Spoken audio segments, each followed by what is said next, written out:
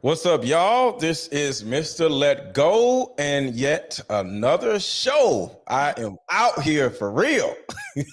So today we're going to discuss which woman are you, or if you're a guy, which woman are you dealing with? Is it the woman that is dopamine driven? And I'll explain that. Or is it the woman that is oxytocin driven? And for any of you who don't really know much about that, like whether oxytocin or dopamine, we're about to discuss that. So just come in, hit the like button, and say what's up in the comments. I'm here with my girl, Allison. Yes, sir. Talk to him real quick, Allison. Hello, everyone. My name is Allison. I am a certified dating and relationship coach, and I primarily work with singles to help them find the love and commitment that they deserve. I'm so excited to be here with Aaron. I've been watching his page for over a year. Most things I agree with, some things I don't. So I think we'll have a very spirited conversation this afternoon. That's what's up. Can you bring your camera down a little bit, or is Sure. that okay? I can bring it down. Yeah. Is that okay? Yeah, that's it. That's it. Cool. All cool. right, good. So everybody hit the like button, hit the like button, hit the like button, hit the like button, hit the like button.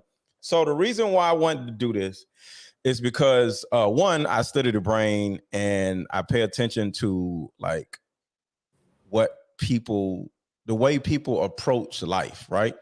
And what I have learned is women to a certain degree approach relationships, approach life in two different ways. What's up, Mr. C? The first approach is the typical woman, the natural woman she is oxytocin driven. And oxytocin is the bonding hormone. It's the feeling that you have when a woman first has a baby. It's this feeling of bonding. It's this feeling you have when you got your kid with you, or you're in love. When you're holding somebody at night, when you get a hug from your grandma, you know what I'm saying? That feeling of like safety, right? And growing up, that's one of the biggest things that women focus on, which is safety, bonding, togetherness, all those different things. And dopamine is the hormone that we all get, because we both get both of these hormones when we're like ambitious, when we want more. Like as men, some of the things that y'all get mad at with us because we're not satisfied with just one woman. We want to sleep with this woman. We want to sleep with that woman. We want all these different women. We want to go to the strip club, see more naked women, all this women. Well, that is dopamine. Okay. That is a man being dopamine driven because we want more money, more women, more attention, more whatever, right? So you have these two approaches.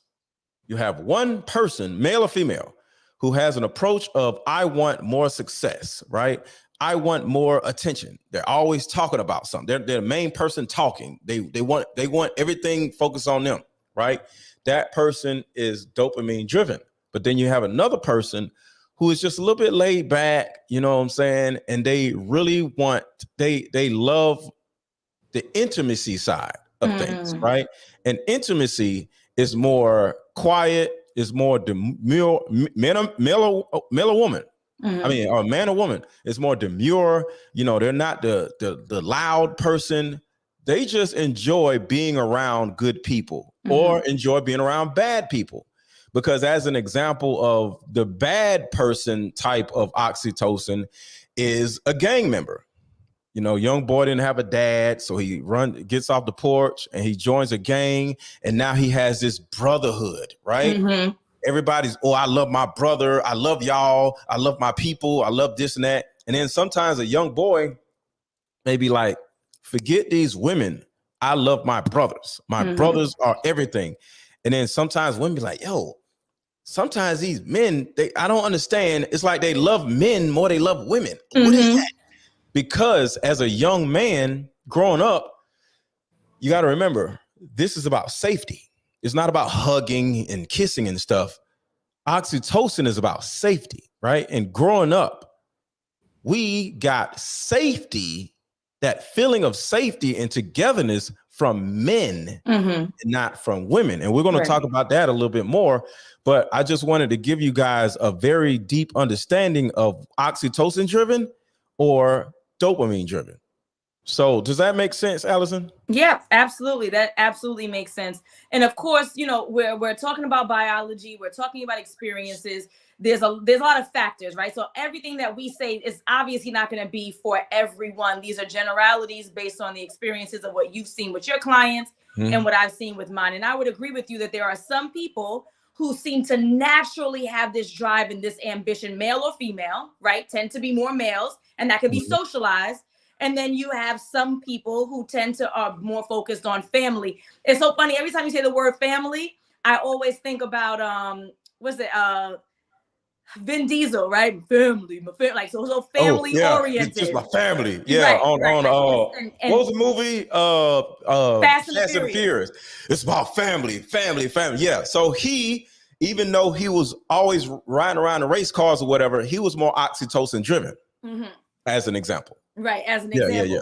And so, you know, there's pros and cons to everything, right? So if we're talking about specifically women right now, and we're talking about a woman who is more driven by ambition and personal goals and personal desires and going after the bag and being professional, if they prioritize that, which is their right to do, if they prioritize that, then they may end up in a really tight position when they are prepared to be married. If they are if they ever desire, let's assume that they desire it, they're going to be in a tough position, because if you prioritize anything over family, over relationships, over love, over marriage, over children, and that's where your focus and energy is going to be, then you're going to have a bit of a late start in the game, right? Yeah. So if you're going to be in your 30s, you're going to be in your 40s, and then now you're attempting to switch focus because you feel fulfilled in your work. You got the law degree, you're a partner now, you're 39 years old, and then now it's time for you to start a family. You're going to be in a bit of a tight spot socially, right? Finding your supposed equal, a equally yoked male, one who's available, right? That's like actually even available. Like forget about quality, and like someone who is available, who's straight, who's not married, you know what I'm saying? And then who's interested in you, and then who's equally yoked, and then biologically. And this is not in the effort to pressure women into having children right now, but this is science. Like biologically, you are going to be limited. And so, yes, we want to push our daughters to want for themselves, to make sure that they are established. But this independent mentality can get you in trouble if you're not able to find a way to balance both your career as well as wanting to establish a family. Yeah. So before we came on here, we got 84 people on here. We got 21 likes. Let's get 60 more likes. We need 60 people out here who have not liked the video. Make sure to hit the like button. And thank you to the 21 people who have already liked the video. You're watching this video, you may see 41 people watching, but it's actually 80 people watching because my numbers are more updated than you are. So I see y'all, and I know y'all gonna hit the like button. Y'all in here hiding. So hit the like button. But the reason why I wanted to specifically talk about oxytocin and dopamine is because everybody loves to talk about relationships or whatever, but nobody really knows or wants to talk about why people are the way they are. Okay. And a lot of these things come from childhood. You know, who you were when you were like 7 and 9 has literally shaped who you are now. You know what I'm saying? So we got to go back to our childhood if we really want to find out why we're the way we are and how we can change who we are if we're not happy with who we are. So before we got on the phone, me and Allison was talking, and she was like, what is this dopamine oxytocin stuff? What are you talking about, right? So it's about priority, and that's the specific thing that Allison just said. What is your priority? What are you prioritizing? Okay. So as a woman, if you're prioritizing success, getting after the bag, doing all these other things that are more dopamine driven, well, you're not going to prioritize relationships. You're not going to prioritize settling down. You're not going to prioritize, wanting to be married. Some of you may not even want to get married because it's going to get in the way of your ambition, right? But at some point, as a woman, you naturally want to settle down. You naturally want a family. But if you don't prioritize that oxytocin side of you, you're going to find yourself out here single, not having any kids, and you're going to be sitting here thinking like, okay, all I need in life is a man. And women can't operate like that because we're not dogs. We are your leader. But if you spent so many years of your life with leading your own life and being this leader and leading other people, you're not going to understand, one, how important it is to be led as a woman, or you're not going to know how to be led as a woman because you've been this leader for so many years where you're going to look at a dude like, I'm not following you. Who are you? Have you done this? What are your credentials to lead? You know what I'm saying? And well, I'm going to push back just a little bit. That person. I'm going to push back just a little bit. There's some language in there that's right. Okay. So the first piece about naturally, I don't know about what, and again, you have done more of a scientific and analysis than I have. So I'm gonna give you that. But based on my experience, I don't know about women naturally wanting families more than men I don't know. I think that it may be more socialized than anything. And then there may be some biology behind it because we're limited in when we can reproduce and y'all aren't, right? So time is of the essence for us, time is of the essence for y'all. So it may be more socialized, but regardless, what you're saying is true, is that we tend to have the desire more and we tend to be more pressed, whether or not it is innate, whether or not it is socialized. Innate. But I didn't want to say that. I don't want to assume that a part of your brain is full of neurons for child rearing. We don't have that part of our brain. We want to raise a child. We're going to be good fathers, but we don't have a section of our brain specifically made to raise a child like y'all do. So there's a compartment that is specifically made for child rearing. So it's innate. It's, every woman is biological. What you want versus what you're biologically made for, just like LGBT. They're made to do this, but they want to do that. So there's one thing about, what you're biologically made to do and what you choose to do with what you were biologically made to do.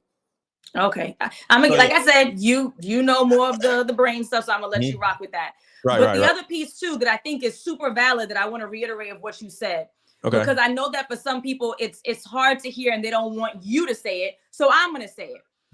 As a woman who got married at 34, and went to college, has degrees, works in my field, doing very well for myself, it is and was and still is difficult for me to let go.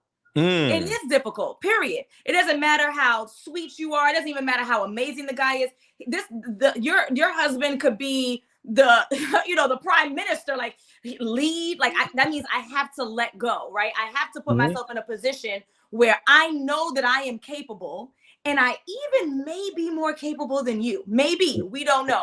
But if I want my husband to feel as though he is valuable in this relationship, I'm going to let him rock. I'm going to let him lead. I'm going to let him make the decision. Of course, I'm going to have input. Of course, I have a voice. Of course, what I think matters. Of course, he takes what I think into consideration when making decisions. But it is hard for anyone, male or female, the older you get, to let go and allow someone else, whoever that may be, to take that lead. It is the truth. That, it is undeniable. That is my experience, and that's that. Let me say this, because I got to push back to you. It is not difficult for men to be led. It is difficult for women to be led. Men are way easier to be led by another man than it is for a woman to be led by a man, which is crazy. It's so many different times. No matter where I go, whether it is my coach is going to be like, Aaron, what you doing don't make no sense. Do it this way. whether it's somebody teaching me how to do a funnel or put together a website or doing something in a better way, whether it's coaches back when I played sports, coach is going to be like, hey, get over here, do that. Yes, sir. But that's different. That's different No, because that person is clearly an authority. We are clearly an authority to y'all. What are you talking about? Clearly. A man, I said this in my last show, men are clearly authority figures of the world. If something happens to you, you're going to call a man to come fix it. Whether it's your toilet, whether it's your safety. I'm going to call the plumber. And if a woman shows up and has the credentials, I don't care once it's fixed. It's going to be a man is what I'm saying. It's going to be an authority figure, and most likely that authority figure is going to be a man. Okay. But the bottom line is the authority figure is somebody that we're going to step out of the way of and say, do your thing, because I am not that versed in whatever. And even if I was versed at it, I'm calling you for a reason. A man is easier to do that than a woman because of the innate ego and narcissism of a woman. Men are narcissists too, but the biggest narcissist on the planet, and I'm going to do a separate video about that, is the woman, because y'all bring life to this world and y'all think y'all are like Jesus with titties or whatever, but it is. You know, so y'all just think y'all are better than men, even though men run the entire world and y'all run probably like what 2% of the entire planet. You know what I'm saying? But like I said, it is just simply the innate narcissism of the woman. I would agree with you that men run the world. That's our, you know, that's nothing to argue. Do you agree that men are easier to follow men than women are? Men are more inclined to listen to other men because men respect men, but that doesn't mean that they are better leaders just because men follow them. But I was going to say, so, wait. So you saying men respect men more than black women respect men? Men, well, now you throwing race into it. Men respect more men. than women respect men. Men respect men more than women respect men. I would say so. Why is that? That's interesting. I think it's because it's who you are, right? So I'm going to be more inclined to follow someone who looks like me, to listen to, even you said earlier when we were talking about the message, I said, you know, you and I have a very similar message, but you seem to get a lot more negative press than I do. And you said, well, it's because you're a woman, Allison. So women are more inclined to listen to you. So because you are a man, you already believe that men are the authority. So you're going to be more inclined to listen to them because you believe in manhood. Does that make sense? Yes, we believe in manhood versus I like that. That make everybody hit the like button. Everybody hit the like button. We're at 36 likes. We got to get up to 80. So we need to get to 80 likes. So everybody hit the like button, hit the like button, hit the like button, and drop your comment in the chat. And if you want a question or you want your comment to be read by us or discussed by us, like drop it in the super chat. I would love to, really, get in depth in what y'all are saying in the comments, because y'all are kind of like spicy. Y'all spicy at her and spicy at me at the same time. Well, fair is fair, right? That's what we were talking about. That two people can say the same thing with the same tone, but for gender, race, whatever it is, it's received differently. I can say to women that you need to get your ass up and fucking work. And when I say whoa, no cussing. It's okay. My bad. No cussing. And you need to get yourself up and work. And when I say it, it's like, yes, Allison, that's right. These women are lazy. And then Kim Kardashian literally says the same line, and because of her status, is problematic. Yeah. So it's all right. We like the spice. We want to hear it. We want to engage. We want to have conversations, because at the end of the day, our purpose, you and I, Aaron, is that we're trying to build healthy relationships, especially in the Black community. Facts. So if we open up a can of worms and we get some of our dirty laundry aired, that's A-okay. We don't mind. Yeah, that's a fact. That's a fact. So you said people overall respect and follow people that look like them the most. I think that's a super fact right there. And I didn't think about that, because when I said men follow men easier than women following men, I was just like, that means because women are nuts. Because why would you, if you're a woman, why would you not follow a man? But what you just said makes sense. It means that women aren't nuts. Probably. I don't know. I think some of y'all. In this situation. But what I would also say too, Aaron, is that I feel like, and going back to your point about childhood impacts your decision making, impacts your goals and values. I think that if anyone, but we're talking about women particularly, have faced where a number of men have disappointed them, right? Males have disappointed them, then that means that they're going to start to group those males as men. Men are the ones who leave. Men are the ones who are unreliable. Men are the ones who don't support families, right? But if you're growing up in a household where you may have a supportive dad, stepdad, granddad, who was present, who was loving, who was affectionate, then you don't automatically have these negative notions about men, which means that when you begin your own romantic relationships, you're more inclined to give them the benefit of the doubt. Now, you might be paying attention to society. You're not dumb. You may be paying attention to the experiences of your friends, but you'll say, all guys ain't bad. My dad was amazing. My stepdad came through and make sure we were good. My granddad was at every basketball game and every cheerleading competition, right? So it really is about the experiences through childhood that impact the decisions and what we prioritize in our romantic relationships as adults. I want you to think about this though, Allison, because this is the caveat. I'm agreeing with you, but this is the caveat that makes a woman's life unfair due to her making her own life unfair. In most family dynamics, right? I know the man left or whatever, right? But in most family dynamics, and y'all let me know if I'm wrong in the comments, Black women in particular usually have tumultuous or verbally or physically abusive relationships with their mother, but they still stay on the woman's side. It's like women. But the woman, just like what you're saying, is the person you grow up seeing is a person that you'll follow, right? Is this an innate thing? Because growing up with your mom and she was verbally abusive, she did all this other stuff. She disciplined you way too much. She made you feel, she gaslighted you. Something happened to you and you go to your mom and she said, that didn't happen. And you're like, no, it really did. What are you talking about? No, it didn't. And if you say it, if you tell anybody, because they love to say, if you this stays in our house, if you tell anybody, I'm a deny it.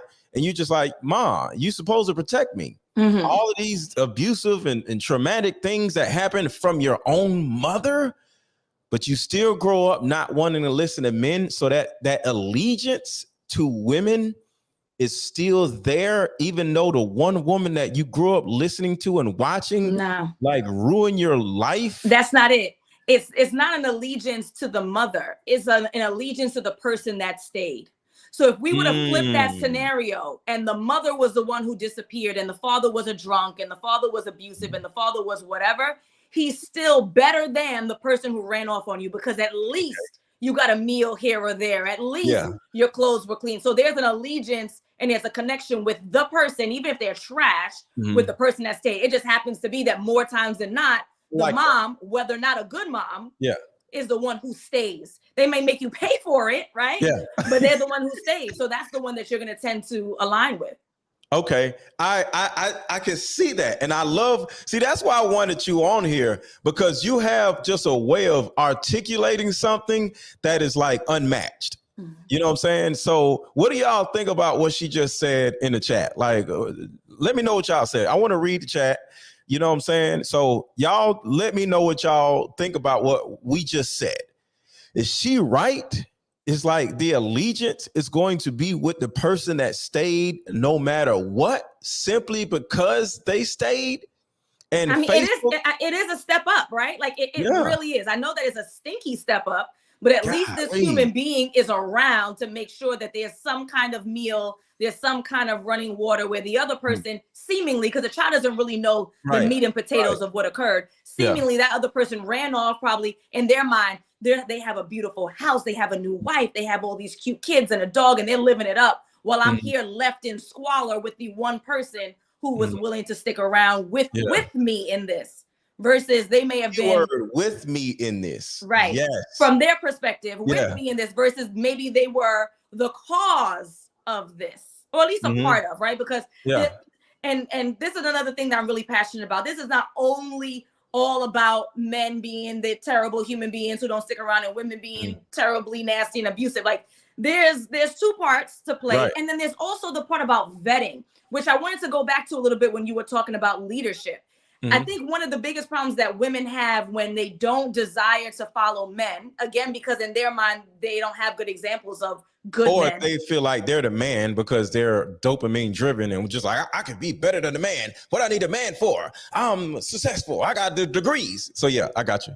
Right. So they've now become both parts, right? Like biologically, obviously function like a woman, but then having to have this masculine mindset. So it's hard because if you're not vetting the guys that you're dating, you're not vetting the women that you're dating appropriately, you are going to find a lot of scumbags. You are going to find a lot of difficult women who push back, who are nasty. And then you're going to say, oh, all these women ain't ish. And then as a woman, you're going to be dating all these guys. And this is a problem too. These very successful women will date projects, will date men with this quote unquote potential, and then be mad when they don't live up to it. Why? Why do you think?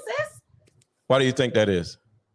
I think it's probably their practice. So as you said, they're driven, they're ambitious, they want more, they want to grow. And they're used to having subservient people under them where, you know, you get with a man, you're just so used to having a subservient person where you end up finding a man that is going to follow your program versus you following his program. Because any woman comes around me, we could be friends. You're going to follow my program. Like, you know what I'm saying? And they'll, you know, acquiesce to that. So that makes a lot of sense, Allison. I can tell you, as someone who's been in education for 10 years, teachers are some of the most difficult people to date. And this is why. Kindergarten, 8th grade, 12th grade, calculus, doesn't matter.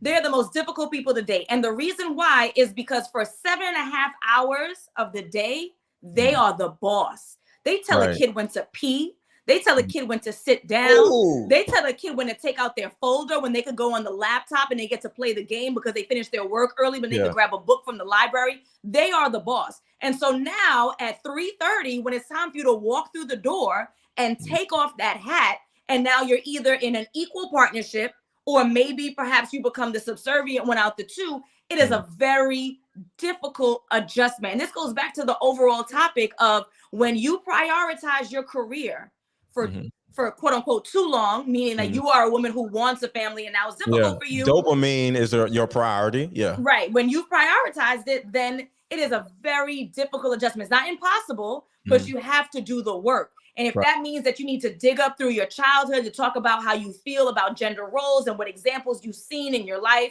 if you want to talk about the role that you've played in some of the relationships that have failed and the poor choices that you've made, you can do it. Like, this is not something that's impossible, but we first have to be aware and be willing to say that I made a mistake by being this dopamine driven person and going forward with trying to only focus on my career. I'm 42 now.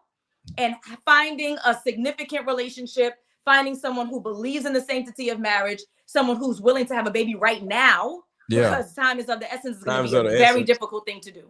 Exactly. So, and the reason why we're using oxytocin and dopamine is because I want you as an individual to look back at your childhood and see, how did your parent or parents raise you? You know what I'm saying? So was your mother or father, or mother and father, was your guardian dopamine driven or were they oxytocin driven? And a person that's oxytocin driven always gave you hugs, always told you they loved you. Y'all could lay on each other while y'all looking at TV when you was little. One thing, my mom was definitely oxytocin driven. I remember I used to want to stay up past 10 to look at wrestling, right? Because wrestling came on at 10 o'clock. I don't know why. That's kind of crazy. Kids got to go to bed and wrestling coming on. But I could not stay up past 10:30. So I fall asleep, right? Because with wrestling, it'll be one main wrestling match and then a bunch of bullcrap wrestling matches, right? So I find myself falling asleep almost every night, and I wake up in my bed under the covers. And at one time, I didn't understand how you can be asleep to the point where somebody can pick you up and carry you, you know, all that stuff. So I actually thought that I was sleepwalking, right? So I went to my mom. I was like, Mom, how do I wake up? And this might be crazy, but I was like, how do I wake up in my bed? And the last thing I remember was I was looking at wrestling. How is this happening almost every night? She was like, it's simple. I picked you up, carried you in your room, and, you know, put you under the covers. And I'm like, how? I don't feel it. She's like, you be knocked out like that, right? See, another mom may not want to do all that because she may be dopamine driven. She's going to bunch you in the head. Hey, get up. Come on. Time to go to bed. Go in here. Go to do the, take clothes off. Do the, and she's going to demand you to go to bed instead of picking you up and keeping you asleep, right? Because a dopamine driven woman may be like, she don't have time for this. Go to bed. Let's do this. Go get your ass up. Let's go brush your teeth. Let's go to the, you know what I'm saying? So that's just an example of a woman that is oxytocin driven and versus being dopamine driven, you know? And as far as men, like with me, I am oxytocin driven actually. I believe in protection first. Me and you've been around each other, but I didn't like, we was around a whole bunch of people. So I didn't like, you probably didn't see my need to protect you or whatever, but I'm very protection driven. I'm oriented. Like when me and Ace, when we would leave at the end, we would make sure everybody left first. You know, I was like, whoa, wait, hold on. Who do we leave? Y'all good? You good? Who's with who? You know what I'm saying? Because I'm very togetherness, have a togetherness mindset. I want to make sure the herd or the group all travels together, so it won't be no scraggler getting got by, you know, a predator or whatever. Right. And what ended up happening one night where Clove, the poet, I don't know if you remember her. Yeah. Okay. She actually got left behind because she had went upstairs because I think she wanted to change her outfit back because, you know, it was getting clothes up. She did something and she was away from everybody. Right. We turned all the way around and went and got her, you know what I'm saying? And made sure she was good. But that's kind of like who I am. I'm oxytocin driven versus dopamine driven because my mother was so loving, so attentive, you know what I'm saying? But she was in no way dopamine driven. She ain't never had no job in my life. You know, we lived in the projects, you know, and so one side of me was like, all right, I don't want to live like that. I don't want to be broke. I don't want to be in no projects or whatever. So the dopamine was there, but overall, the oxytocin is my priority because I'm always looking to make sure women are good. You know, even when I'm fussing at y'all, it's because I want y'all to stop doing stupid stuff. It's because I care. You know what I'm saying? So I am 100, well, not 100%. I would say I'm 70-30 oxytocin dopamine. You know what I'm saying? So I want to ask you, right? Because you're talking about your childhood experiences, which molded you. Which molded me, yeah. Can you change? So if you wanted to, if you had a desire to, if one has a desire to shift that, is that possible? It's possible, but with me, it's not possible because it's just in my blood to have this togetherness. You know, I tell men, women, I love you. You know what I'm saying? Like I'm just this together, this person. You know, I'm gonna call you up if it's a problem. Like, yo, you good? You know what I'm saying? Male or female? You know what I'm saying? I call women randomly, like, yo, did you eat? You know what I'm saying? Is a friend of mine. We ain't never had sex or nothing. I used to text her like every 2 days. Did you eat? Because she at one time she was like, I be doing my thing just like on social media or whatever, doing my thing. Because before we got on here, I made some fish, right? And I'm like, oh, damn, I didn't get a chance to eat, right? So sometimes just doing all these different things with courses or doing one-on-ones, you can forget to eat. Since I know that, I would text her, did you eat? Did you eat yet? Did you eat yet? And I got another friend, like, I'm like, yo, you want me to bring you something to eat?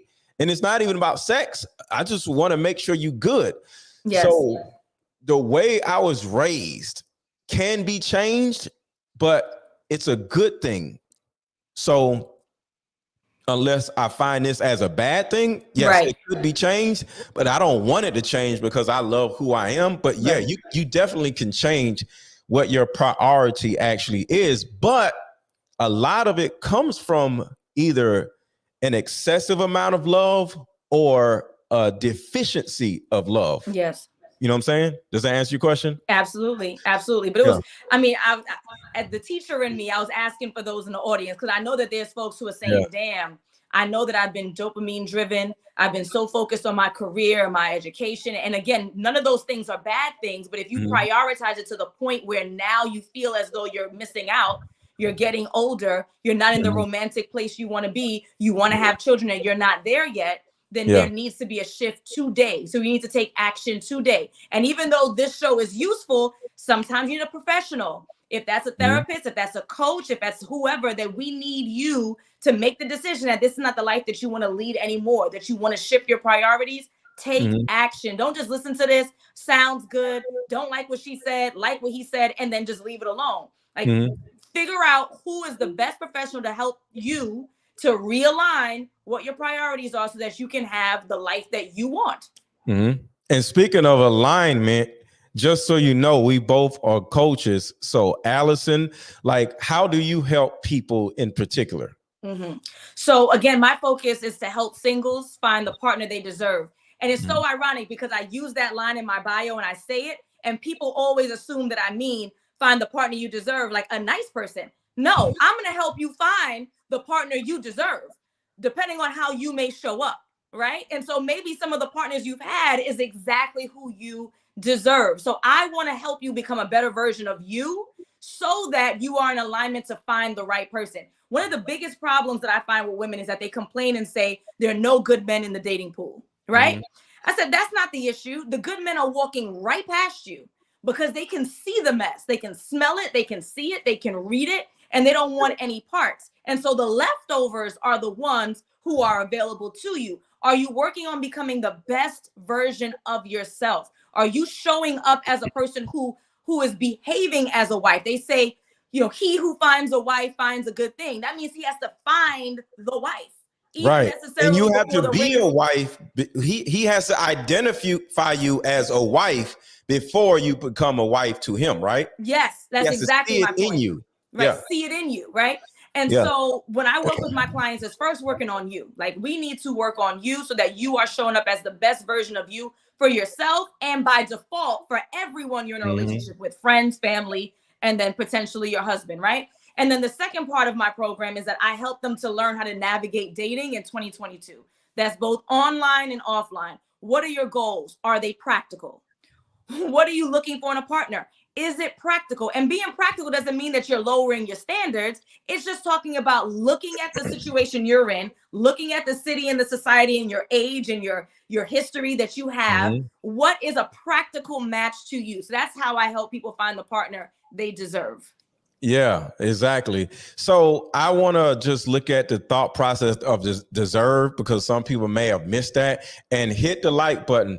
Y'all folks on Facebook, y'all ain't hitting the like button. The people that are watching on Facebook, you're the ones who are not hitting the like button. So Facebook people, hit the like button. Y'all think I got a little Facebook thing that tells me who on Facebook is liking, and y'all ain't liking the video. So, and if you're on YouTube, some of y'all didn't like the video either, but like the video, hit the like button, and at the same time, support the channel. If you like the guests I'm bringing up, you know what I'm saying? I'm always bringing up guests.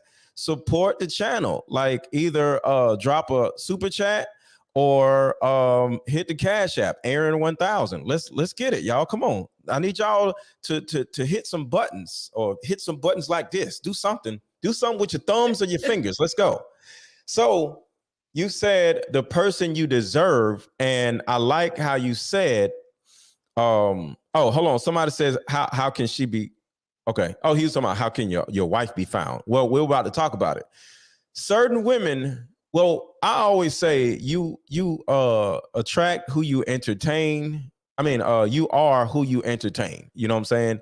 So you are going to date the person that is at your present level of self-worth. So if you think you're not that good of a catch as a woman, a man is going to see how you walk, how you think, how you talk, your mannerisms, and he's going to be able to smell that you don't think you can get a good man. Yep. So when she said she's going to help you find a man you deserve, if you don't think you deserve a good man, you're going to get the man you deserve, which is a man that's not a good man, and he's going to take advantage of you. But the thing about it is you deserve that because you suck as a woman at that particular point. So until you get therapy, until you get coaching, you're going to get the man that you deserve, which is a man that's trash, until you actually take the steps to your own personal growth and healing from your childhood trauma. If you run around chasing a bag all the time, just know that that's not necessarily the way you were born to be. It may be the way you were raised to be, but it's not the way you were born to be, because how you were born is to focus on family. But if you don't care nothing about family, you want to get out of the bag, it may be something that happened in your childhood that made you feel like you're never going to get the oxytocin that you were always looking for as a child. Because like I said, my mom she was so available to me, but she didn't give me the dopamine that I needed. You know, she didn't give me the motivation. She didn't lead by example by going making some money or whatever. She didn't make no money. You know, I had to find that within myself to go out and get the money or whatever. But she did tell me a man is the one that goes out and gets the money, not the woman, right? So she kind of like gave me context on why she ain't making no money, because she's a woman in her mind. That's her mind, right? But she didn't tell me this is what people do. She said, this is what women do. I'm just going to sit on my butt and be available to you and make sure that you're good and you're safe. You have you have dinner at night or whatever. And that's what she did. And she taught me, but a man goes out and gets the money. Because when I got my first job, I was 13. My freaking mama made me pay bills. I was 13, right? And I was like, but that's not fair. I'm still a kid. Well, you got a job. And when you got a job, you got to pay bills, because that's a part of having a job. You got to pay something. You're not just going to run around buying Jordans and stuff. No, you got to pay some bills. And in retrospect, it helped me because it gave me a feeling of ownership. Where I'm like, okay, so this is my house. And I literally just took over the house, started beating up her boyfriends and telling her to sit down and she was okay with it because it was already her role. She wanted to sit down. You know, of course, she wasn't my girlfriend, my wife or whatever, but she taught me the dynamic between a man and a woman. You know, I would have loved to have the dynamic with my dad, you know what I'm saying? But it didn't work out. But she taught me the dynamic between a man and a woman. And when I started making money, when I started earning my own way in my own household with my mom, I was like, I could come in whenever I want to. And she was like, that makes sense because you pay the bills. So be safe, do your thing. But you're right. I don't have a right to tell you what to do because I'm the one who told you to start paying these bills. So I got to understand what I just did. So when I started paying the bills in the house as a child, 13, 14 years old, I didn't have a curfew no more. You know what I'm saying? Whether right or wrong, she taught me the dynamic between a man and a woman at a young age. I was a provider and a protector, so don't tell me nothing. You know what I'm saying? I hear what you're saying. I hear the words coming out of your mouth, and I value some of it, right? Like it is important that we have a dynamic. It is important that our parents teach us. Some of it might have been a little bit more old school than what we might be accustomed to. There's some value in that, right? Like just because something is old school doesn't mean that it lacks value, but it doesn't mean it's automatically right. But we ain't got time to get into parenting skills. That's another episode for another day. But all you know is that your mother was loving and affectionate, and she showed you an example of what a mother and a woman should be, and that's what you value now. So that's and she told me she didn't give me an example of what a man's supposed to be, but she did teach me to be my own example of what a man is supposed to be. Does that make sense? Yeah. So I had to like live out what she was teaching me in front of her, because she told me like, yo, you need to pay bills. And I was just like, what do you mean I gotta pay bills? I'm a kid. You got a job, pay bills, or, you know what I'm saying? And I was like, okay, job, pay bills, job, pay bills, job, pay bills. You know what I'm saying? Mm-hmm. So it was a summer job. So that means when I stopped working, I no longer had to pay bills. Mm-hmm. So I went back into my kid stage when I didn't have a job during the school time.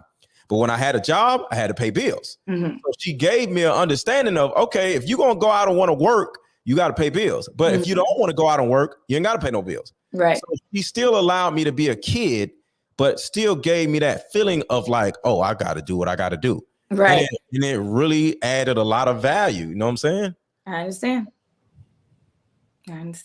So do you think that's like, because you said that's old school. You don't think women these days want that or respect that?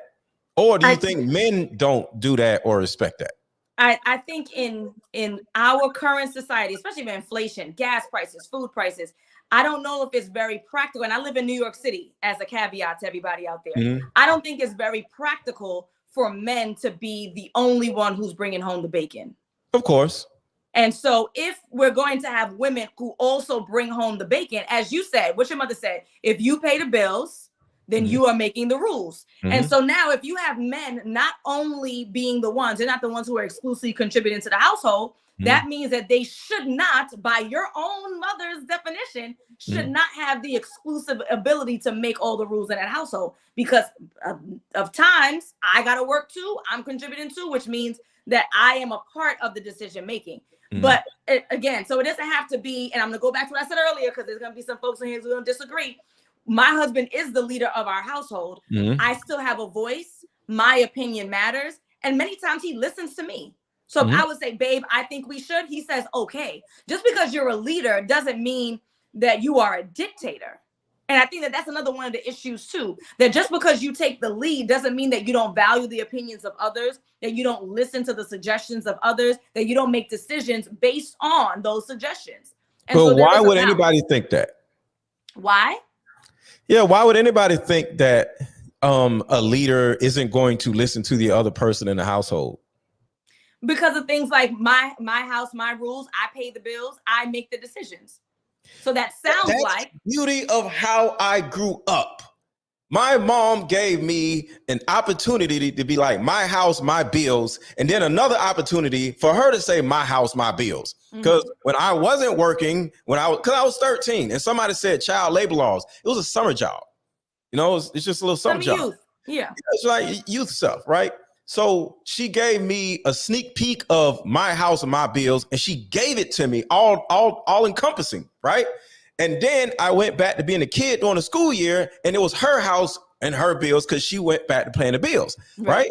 And I was able to be subservient to her, and she was able to be, she wasn't subservient to me, but she was giving me an example of a woman being subservient to me. You know what I'm saying?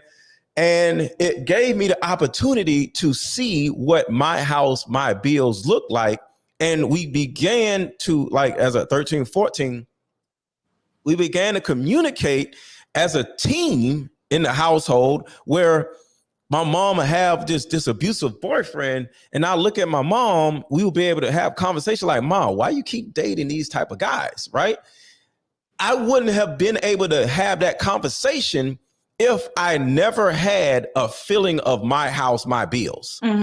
Does that make sense? Yes. Yeah, and we're talking about childhood, but everything starts from our childhood, y'all. So don't think we're off subject or whatever, but this is the reason why, as a kid and to an adult, I am more intrinsic when I think about different things. I'm always open to listening to other people's way of seeing things, because my mom gave me that ability to be heard.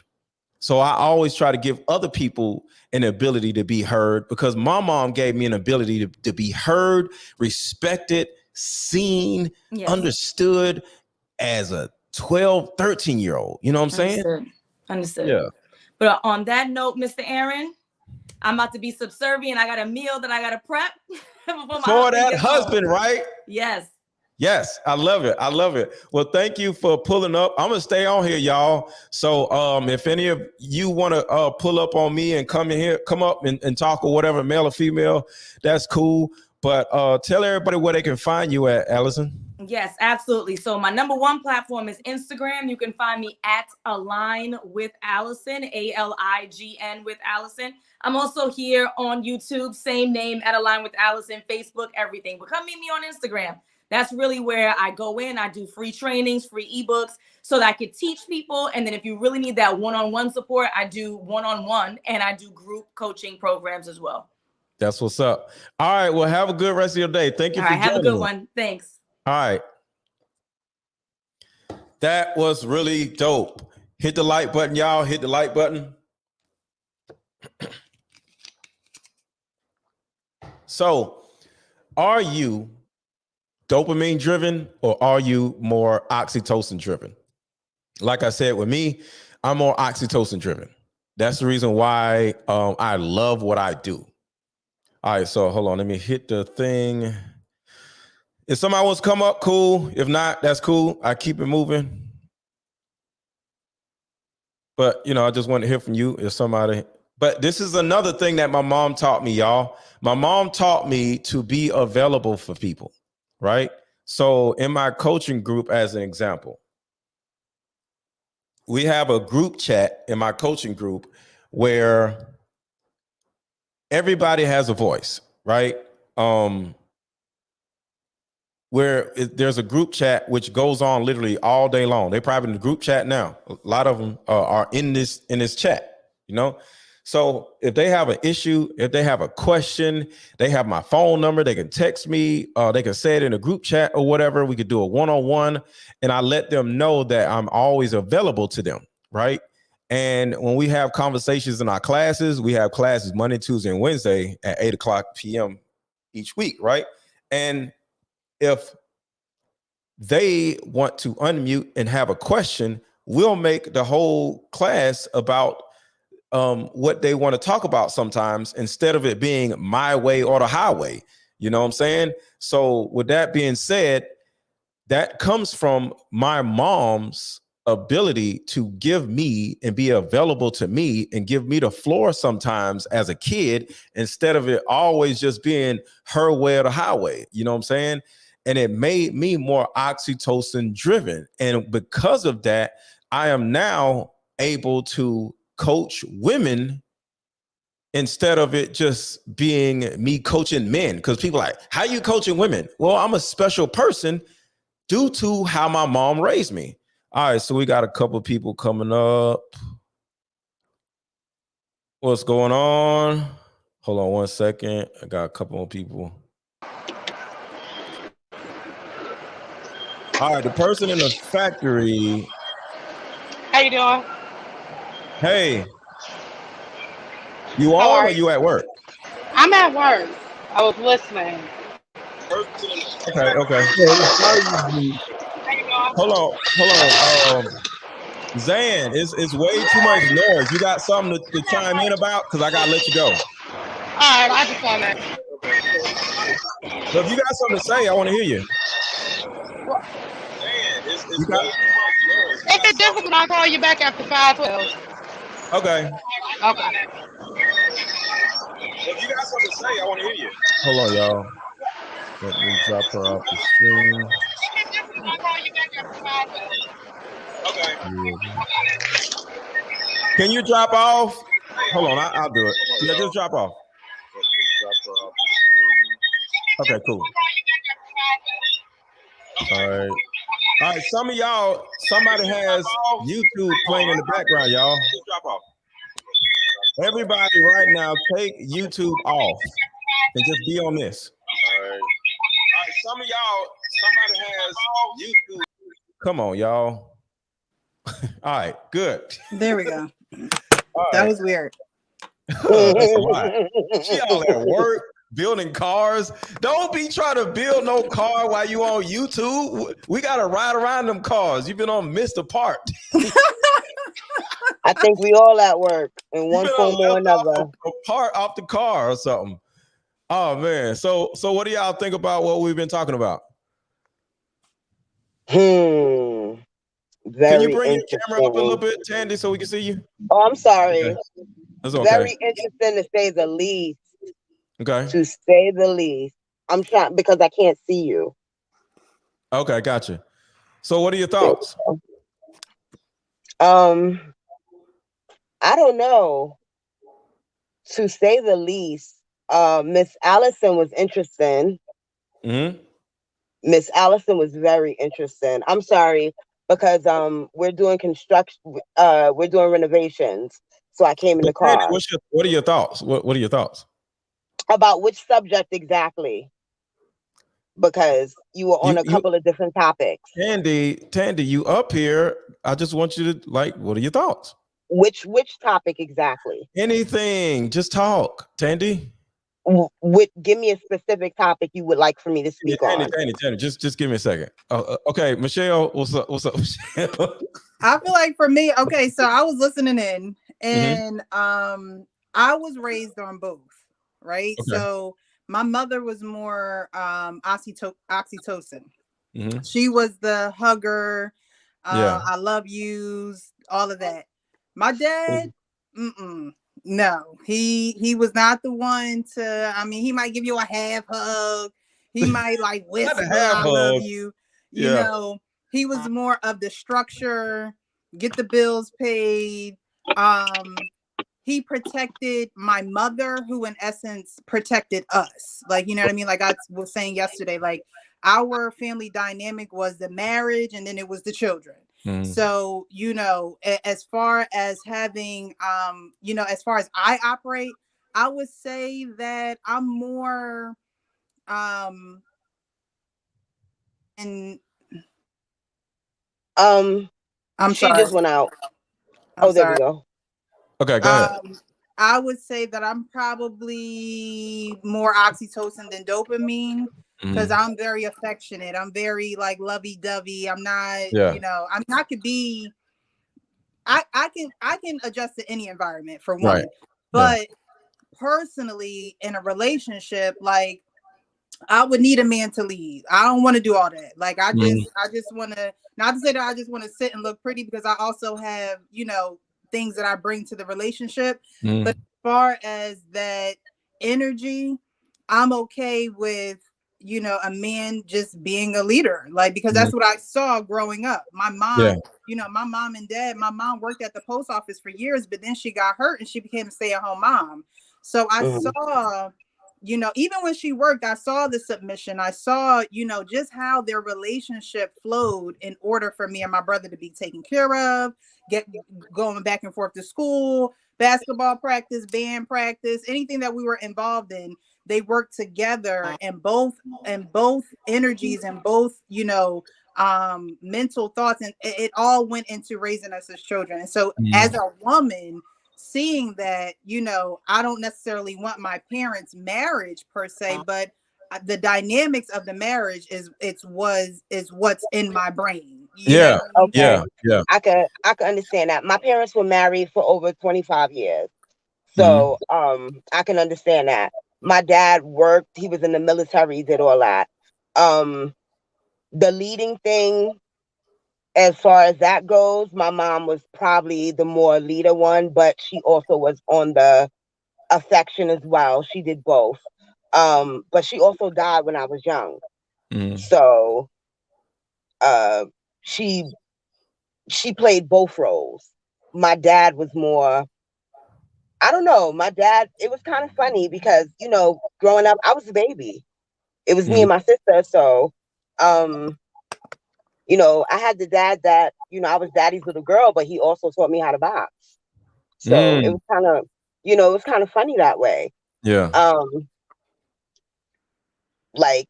don't know. It was weird. A lot of the things that I see with people and their families and their children is very strange because my household wasn't like that. My dad did my hair. Well, that's the thing. Your dad was there. A lot of people didn't grow up with their dad, and that's how important dads are, you know, and that's why I just think it's sickening for so many women to just run around just having kids without being married or without their you know, to me, good I man had being in their my lives. children by the same man, but we weren't married, but I also spent more than half my life with him. And then so the that's a reason why you double-edged didn't get thing. married though? For me personally, well, to be honest, that whole situation was really strange. He was a person I was with when I was 16, but at the same token, he has 9 years on me. So Okay, well, I don't want to talk about that. yeah, I get it. Yeah, that's a lot. That's a lot. I don't want to go down that rabbit hole. It took me a long time to get to the person that I am right now. I get it. Yeah, I get you. Yeah, I totally understand what you're saying. But overall, the way you were raised is going to somewhat put you in a emotional and mental position where you're either going to be more you're gonna put ambition over love, or you're gonna put love over ambition.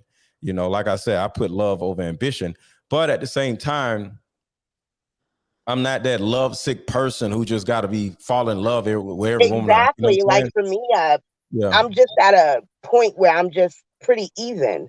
Yeah, because I've been through so many things. Yeah, my love to men means protection. So my love is expressed in protection and not like flowers and bunnies run around in a meadow hugging and stuff. You know what I'm saying? So with me, my love comes from my protection. You know what I'm saying? It goes back to how I was raised. I protected my mom. I told you I used to beat my mama's boyfriends up because they used to fight my mom. That's why I can understand it. For me, it's like, yeah, looking for realness, you know, like that realness. So how you were raised has a very direct or adverse effect. What's that? Okay. How you were raised has a very direct or adverse effect on who you are now. So hold on, Tandy. I'm trying to fix it. I'm sorry.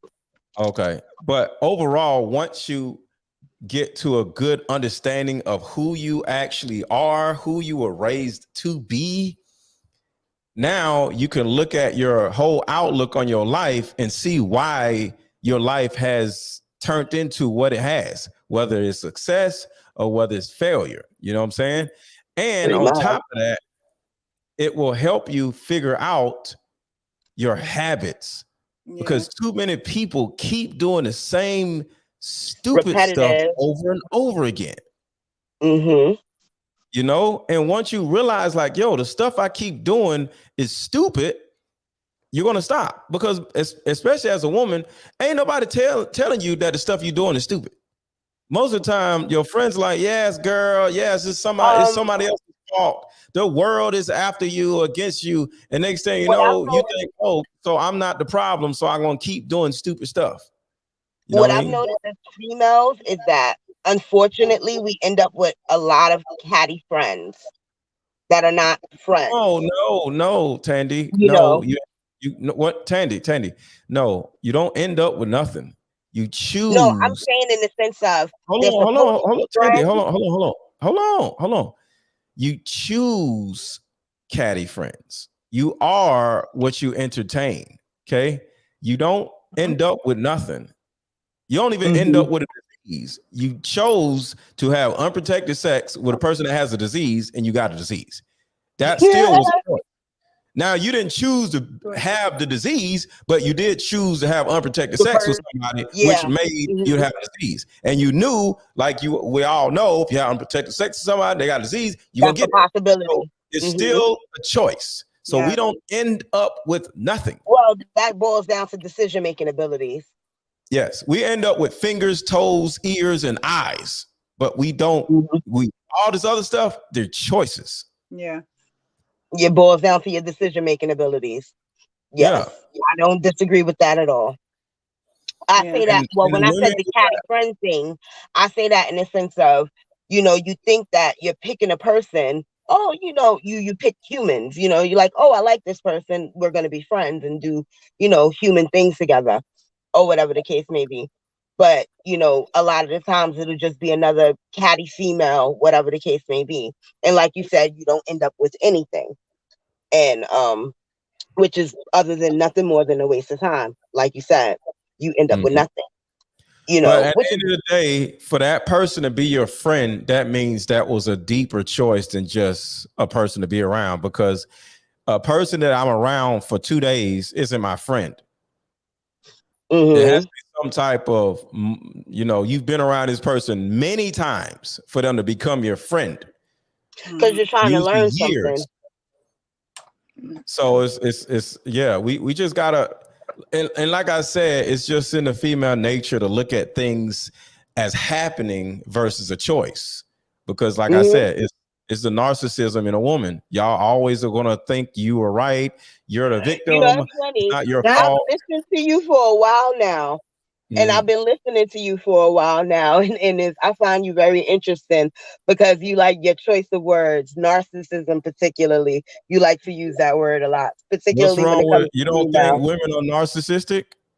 I think that women can be narcissistic, but I don't think all women are narcissistic. But I do all think women that are women, narcissistic. I think that women all of us can as be humans are narcissistic. I think that humans can be narcissistic, but I don't believe all humans are narcissistic. Yeah, I got you. I think that they have that ability, but I don't think that all humans are narcissistic. I think life is a learning process. That's what I believe. Life is a learning process, and you're learning as you go along because each human you interact with, you don't know. Well, which means that you could be narcissistic and not know, which means you can be narcissistic. So I don't go in. I don't do the not all but women. I think stuff. That's a very strong word. Tandy. We gotta have a conversation where it's us talking with each other. Excuse me, I'm sorry. It's the people are narcissistic, and usually narcissists don't even know that they're narcissistic. So with the not all women stuff, that's to a certain degree some type of that's the narcissistic side of it, because a woman wants to say, well, not all women. Okay, what they had to do anything? It's the part that's the narcissistic part. It's about it's somewhat, and I'm not saying you, but it's just the need to argue every point. So if you don't really have a point, you're going to say, well, not all women, because it's the need to have a rebuttal. You feel me? And that's the narcissism in the woman. No woman on the planet is not they're always gonna have some type of rebuttal. Well, what about this? Well, what about men? Well, not all women. Well, but they have this need to correct, you know what I'm saying? So that's what I'm saying, the narcissism in a woman. And men are narcissistic too, but all I'm saying is you just got me off my point. So you get what I'm saying. I'm sorry. I wasn't trying to do that. I was just trying to. It's okay. I was going to say that women a lot of times don't want to be questioned on the choices that they make. That is what? Narcissistic, right. So, you know, a lot of women have a problem with MrLetGo's content because they are still struggling with the choices that they made. And so when he speaks or when he makes certain points, it's like, oh no, that ain't the case, and that ain't the case, and my baby dad, and I ain't do this. And it's like, no, just you know, be able to listen without an offensive ear, because that's the only way you're gonna actually be able to heal and be able to say, you know what, that I do keep doing that. I do keep making that decision. Some people ain't that brave. Hold on, Tandy. Hold on. Go ahead, Michelle. You know, it's not getting me anywhere. And if I do change this course of action, let me see where it gets me, because this has been getting me here for 5 or 6 years, and I'm not really where I want to be. You know, women have a hard time hearing that what they did was wrong. Yes. Who they chose was wrong. What you know, what man they, you know, and the bottom line of it all is it was wrong. They just don't want to admit it. You don't want to say, you know what, you right. He look, can't nobody come to me about my business and tell me something and expect me to get offended. Oh, you had a baby out of wedlock. Yes, I did. And I sure enough did. But I bet you one thing, I won't have another one out of wedlock. I learned my lesson. Right. A lot of women don't learn their lesson. They keep doing the same stupid stuff over and over again. And that's the problem. You want me to be, you want somebody to pacify your poor decision making. Yes. When it's you who need to change your ways. It's you who need to sit down with yourself and say, why do I keep making these decisions? What am I lacking? What am I not getting? And let me say this, because this is important, and this is for everybody out here. What solution or what problem, I'll say, are you having a solution to by saying not all women? Not saying not all women in any context never fixed a problem in history. So when women say, well, not all women do that, okay, so it's narcissism. It's just a need to, rebut. It's like, well, because women have another narcissistic part is I need to separate myself from other women. Well, those women over there are listening to that. Well, no, you like that too. No, not me. No, I would. No, it's, you know what I'm saying?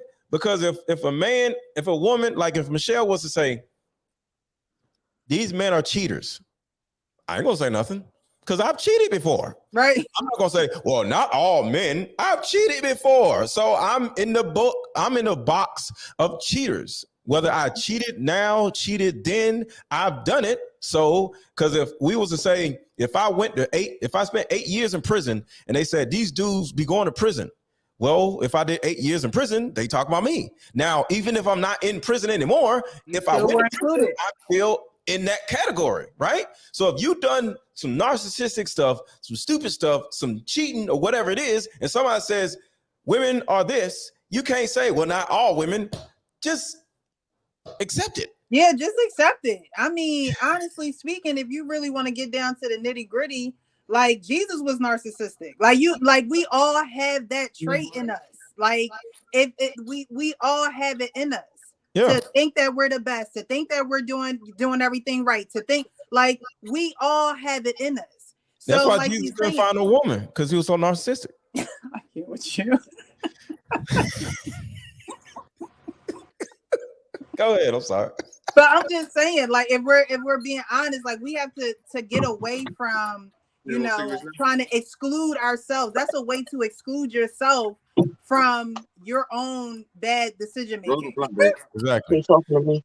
Oh, Tanner, you got to go? No. Well, you talking? No, that was.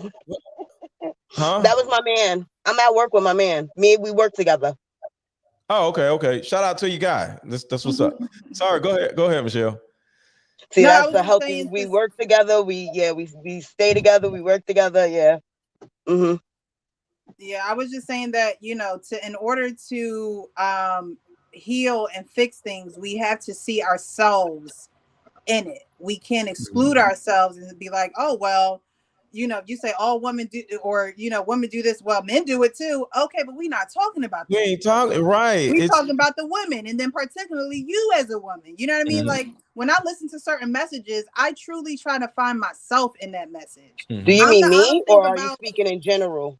Tandy, that's a narcissism I was asking, coming out in you. Does she mean me, or is she speaking in general? No, in general. Tandy. Oh, okay. What, Tandy, that's what I'm saying. That's what I'm saying. It's the innate feeling, the innate need of who's she talking to? Is she talking to me? Talking to me? Like, you know what I'm saying? Because we gotta ask the question. Tandy. We have to be open to just listening and enjoying a conversation instead of trying to jump in and say no. What? Just enjoy the conversation. So go ahead, Michelle. You see, I ain't saying nothing. But go ahead, Michelle. But we have to be able to take a step back and be able to listen and be able to quick to listen and slow to speak. That's the only way we'll be able to do internal work. Mm-hmm. You know, that's the only way we'll be able to say, you know what, I have been doing that and I need to work on it. I need you talking about me. You be better off giving an amen than giving a, but what you mean all women? Like, right. if I'm included, I'm gonna be like, yeah, that was me once. I was there too. Mm-hmm. You know what I mean? And I have no shame in saying it. Like, can't nobody shame me about anything I've done in my past. Can't no one shame me about anyone I've been with, any decision I have made, because I made amends with it. Mm-hmm. I know it's about progression. So what I did yesterday don't define me. Today's a new day. Yeah, I've done almost, not every, but I've done almost every bad thing on the planet at some point in my life, you know, except the R, the M, and I ain't never robbed no bank.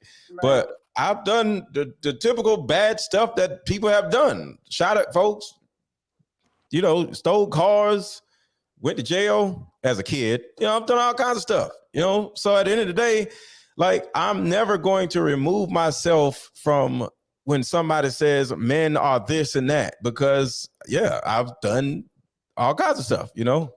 I ain't never hit no woman. I ain't never R'd a woman. I never M'd a woman. But overall, yeah, I've called women B's. I've gotten all kinds of stuff. Cheated, left, abandoned. You know what I'm saying? Yeah. So we have to understand that we have had these types of flaws, because Tandy, let me ask you something. When was the last time you seen a conversation on social media or had it with yourself, with your friends or whatever, and a man jumps in and says, well, not all men? Today. Who said that? Somebody on social media. I don't know who he is, but I've seen it today. Men? Why women were talking about men? While women were talking about people, he was under the impression that they were talking about men.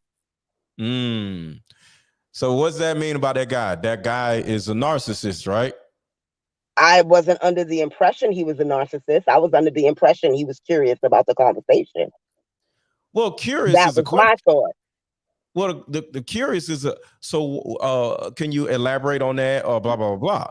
If somebody says not all men, no, that means you have a problem. You have some issues, some really emotional issues, and you're defensive. You know what I'm saying? And I'm not running around calling random people narcissists or whatever, but we have to look at ourselves. You called me a narcissist several times. Huh? You called me a narcissist several times. I said those are narcissistic tendencies. You called me a narcissist several times. You also said I had narcissistic. You also said I had narcissistic tendencies as well, but it didn't. I said women are, or I say women can be narcissists, and I turn around and I say everybody's a narcissist to a certain degree. But I would say women are the biggest narcissists on the planet. You're entitled to your opinion. I can't dispute that. You're entitled to your opinion. I can't dispute it. So Tandy, are you offended that I called you a narcissist, or however I said it? Did you get offended? No, I wasn't offended. I was curious. That's it. That's a beautiful thing right there. Hey, tell me more. Why do you think that? And next thing you know, the person can elaborate just like we're doing, and then we can make it a conversation and nobody's defensive. Does that make sense? Yes. That's what I was asking. Yeah. But yeah, you just kept butting in and who this, and you know what I'm saying? Trying to get I didn't intentionally mean to butt in. I was just trying to gain an understanding, clarification of what exactly was taking place. That was all. Yeah.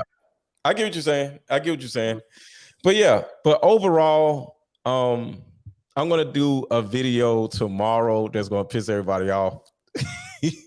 Well, I'm doing 2 videos tomorrow. I'm doing a video at 2:00 and I think another one at 5:00. And the one at 5:00 is gonna be proof that women are little narcissists. I believe we definitely have the ability to be narcissistic. That is for sure. Yeah, that's all I'm saying. But the thing about it is that makes y'all super narcissists while we just normal narcissists as men is that y'all's defensiveness and y'all's acting like y'all aren't bad like we are. Because we'll be like, yeah, I've done this, I've done that. Typical man, like, oh yeah, I've done all kinds I of think stuff. it's more so because you just come out, you know, you just show it. And us, we work really hard to hide it. Right, exactly. That's it. It's the hiding of it, and it's the acting like I am holier than thou type of stuff. That's what makes I don't really think it's the holier than thou. I think it's just more so we work really hard. You know, we're ladies. We're ladies. We're supposed to be ladies. Hard at nothing. At hiding, yes, not on yourselves, but at hiding. See, y'all work harder at hiding a problem versus fixing the problem. No, I don't think it's hiding the problem. I think we'll fix the problem, but I think y'all don't fix to nothing. a certain degree, you know, trying to maneuver. You know, that's what maneuver is hiding. It's going around. What do you think maneuver means? Maneuver. You maneuver around a pothole so you won't wreck your car instead of fixing a pothole. That is hiding. That is going around. That is omitting. That's the city. That's the government, and that's the borough being cheap. That's what that is. Okay, Tandy. Okay. Okay. But I Tandy. think when we deal with problems, you know, depending on what type of problem it is, we'll attempt to, okay, if it's not that serious, we can leave it alone. But depending on what type of problem it is. Proving my point. If it's not that serious, I'm going to act like it's not a problem. And that is exactly what I'm saying. And I was saying that yesterday or whenever we were on live, that women don't want to speak up about certain things. And it could be because, you know, while he's working, that's true.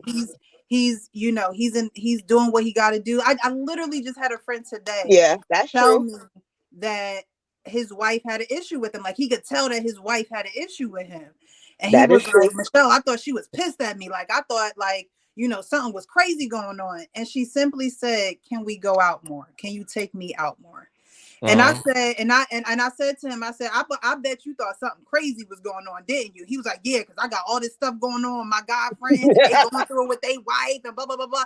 And I said, you see, at least she said something to you. She could have kept on throughout the whole week, throughout a couple of 2 weeks, mad at you, not mad at you, but kind of frustrated really with yourself. You really don't have the problem with the person until you get it out to them. She was frustrated probably with herself because she's like, damn, I want to go out and he ain't taking me out and blah, blah, blah, blah. But instead of staying in that stink, she was like, you know what, let me just say something. Like, let me just tell him, like, I know he's working. I know he, you know, he's picking up our daughter and he's doing this and he's doing that. Let me just say something. And I think women are narcissistic when it comes to the point where it's like, oh, well, he should know and blah, blah, blah, blah, blah. And I used to be like that, like, oh, well, he should know. And there are things where men listen to you and they pay attention, but because they get so caught up in protecting and providing and, you know, kind of being eyes and ears everywhere for the family, sometimes they're not aware of things that we're aware of. So instead of trying to go around the problem or not make or, you know, before the problem gets bigger than what it is, why don't you just say something? Your delivery, your tone, all like that stuff is important.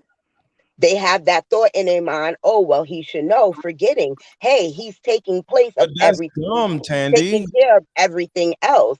And us as women, we keep ourselves so trapped. That's like in my relationship now. Trapped in you know, in my relationship, I wake up. Tandy, trapped in what? You said so trapped. Like we tend to keep ourselves so mentally trapped in our role. You know, the men will sit there, they'll be the providers. Okay, currently, I have my 3 sons, right? My oldest son is 23, my second son is 21, my youngest son is 12. Okay, now my youngest son is the son that goes to school. So, of course, I'm up 5:30, breakfast, you know, he has to get on the bus. You know, that's the routine for the morning. If I'm not up with him, then one of his brothers is up with him. Then, you know, we have to be out the door. What is the trap thing, Tandy? You said something about trapped. What do you mean? That's what I was asking. If you would allow me to speak. Because you talk about your sons and their ages. Can you get to the point? I was just getting, everybody has a role to play. So regardless of whatever each individual role is, everybody is trapped in their role. Now, as she said, you know, her friend thought his wife was really upset with him about something severe. Now, it wasn't, it was something as simple as them wanting to go out more, right? Mm-hmm. Now, that was as simple as what it was. But in the end, he was sitting there thinking it was something so massive, but it wasn't anything massive. It was just, oh, I want to go out more. But him being so stuck in what he was stuck in, that was his trap. He's stuck in what he's stuck in.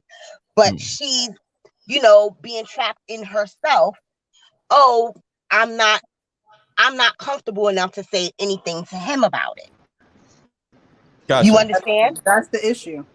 Yeah, I see what you're saying. And that's where women get stuck in their brains. They get stuck and they're like, how do I express this? And if that is the issue, like I said before, if you have an issue expressing yourself, make that known first. You know what I mean? You gotta take baby steps. You can't think that you want to win the gold medal and you ain't go to practice. You didn't shoot around in the gym. Like, you have to take baby steps. Can you speak? Like, do you know how to speak? Exactly, but there has to be some type of fear. You maybe, like, I used to be in a relationship where I was intimidated. Like, I used to feel intimidated talking to this guy because he was like 11 years older than me, and I'm like, okay, like, if I say something, I don't know if I'm gonna be like the young buck, like, you know what I mean, speaking out of place or whatever the case may be. But those things taught me, my certain situations and experiences taught me that closed mouths don't get fed. People don't understand that it's levels. It's really levels to it, and you have to be comfortable with yourself first. Right, and that's why I say, if you have a problem with that, maybe that needs to be the first step. I have an issue communicating with you, so I need to find some ways where I can talk to you that, you know, I feel comfortable with. Whether that's going to a professional, writing notes, writing letters, like something that's going to put a note in his lunch when you pack something for him for lunch, and just say, hey, babe, I'm thinking about you. I know you've been going through. You may not verbally be able to do that, but I majored in English. There's so many ways to communicate with people. People just don't take the time to do it. They don't take the time to break it down, comprehend, deliver, and then get a result. Hey, Tandy. Tandy, you there? I think she froze. She froze a little bit. For 3/4 of a mile. Tandy. Yeah. Hey, Tandy, let me let you go. I want because I want to have it where it's only 3 people. I want to see what Zambigini has to say. Thank you for checking in. Okay. Please, I don't even like you. Well, why you up here then? Get the hell out of here. The hell wrong with you? Talking about you don't even like me. Freaking weirdos. Why are you up here? What is wrong with these people? At the last, look, we don't have her up here all this time, right? Putting up with trying to understand what the heck she's talking about, right? And this freaking woman turns around and says, I don't like you anyway.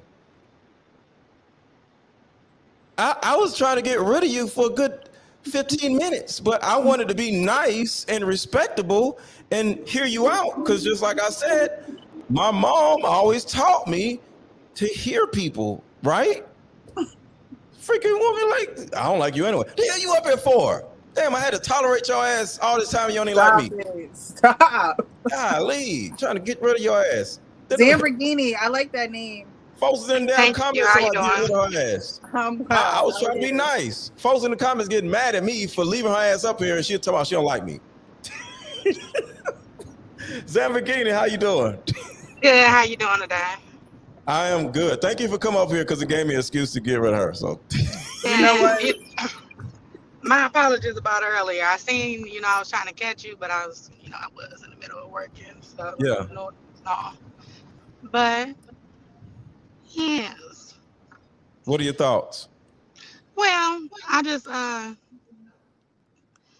think we're very specific when we talk about women, but I think that the same qualities what we talk about are found in both men and women. Like so I don't know. Meaning what? you know, like we're like women. We're talking. Well, I guess we're talking about women, but I don't know. I know I came across you a few times because I work at the plant. So you know, I'm on YouTube more now, looking at things, and you've came across a few times. And honestly, it's almost like I feel like I like your content ish, but I do feel like you're almost attacking. You know, like I feel like Attacking some who? of single women or women who might not be Single making. women or single mothers? Single mothers, yeah, exactly. So do you think single mothers should be attacked or spoken on or spoken? Well, no, and whatever? I definitely do. That's why I think like the sense of community and everything. No. So you saying single mothers should be let's just say brought to the front and talked about. I don't want to say the word attacked. And that's why I said that I feel like it's a lot of we're focusing on women, but it's like we could talk about the flaws of men and you know still be talking for days, you know, and a lot of Why you want to talk about the flaws of men? Why? I know I'm talking about how we specifically, or when I'm looking at your content, like when I come across you, you're talking about women and you're telling them what to do, and I like I say, you might say something that makes some type of sense, but it's almost like discouraging. Like, would you want somebody talking? Because why? It's rude. It's a right and wrong way to say things. What's rude? What's rude? Well, like you guys say, women, like it's like if you got kids, your value is lower, and just that whole. When you got let me ask you this: if me and you were dating on a first date, right? And I said, I got three kids, age 1, 2, and 3. Would that make my value lower versus a man that has 1 kid and his kid is 17 or no kids? Well, whose value would be higher between the 3 guys? Whose value would be higher? I can't determine whose value would be higher in your opinion. I can't tell you that because I don't know the character of these people.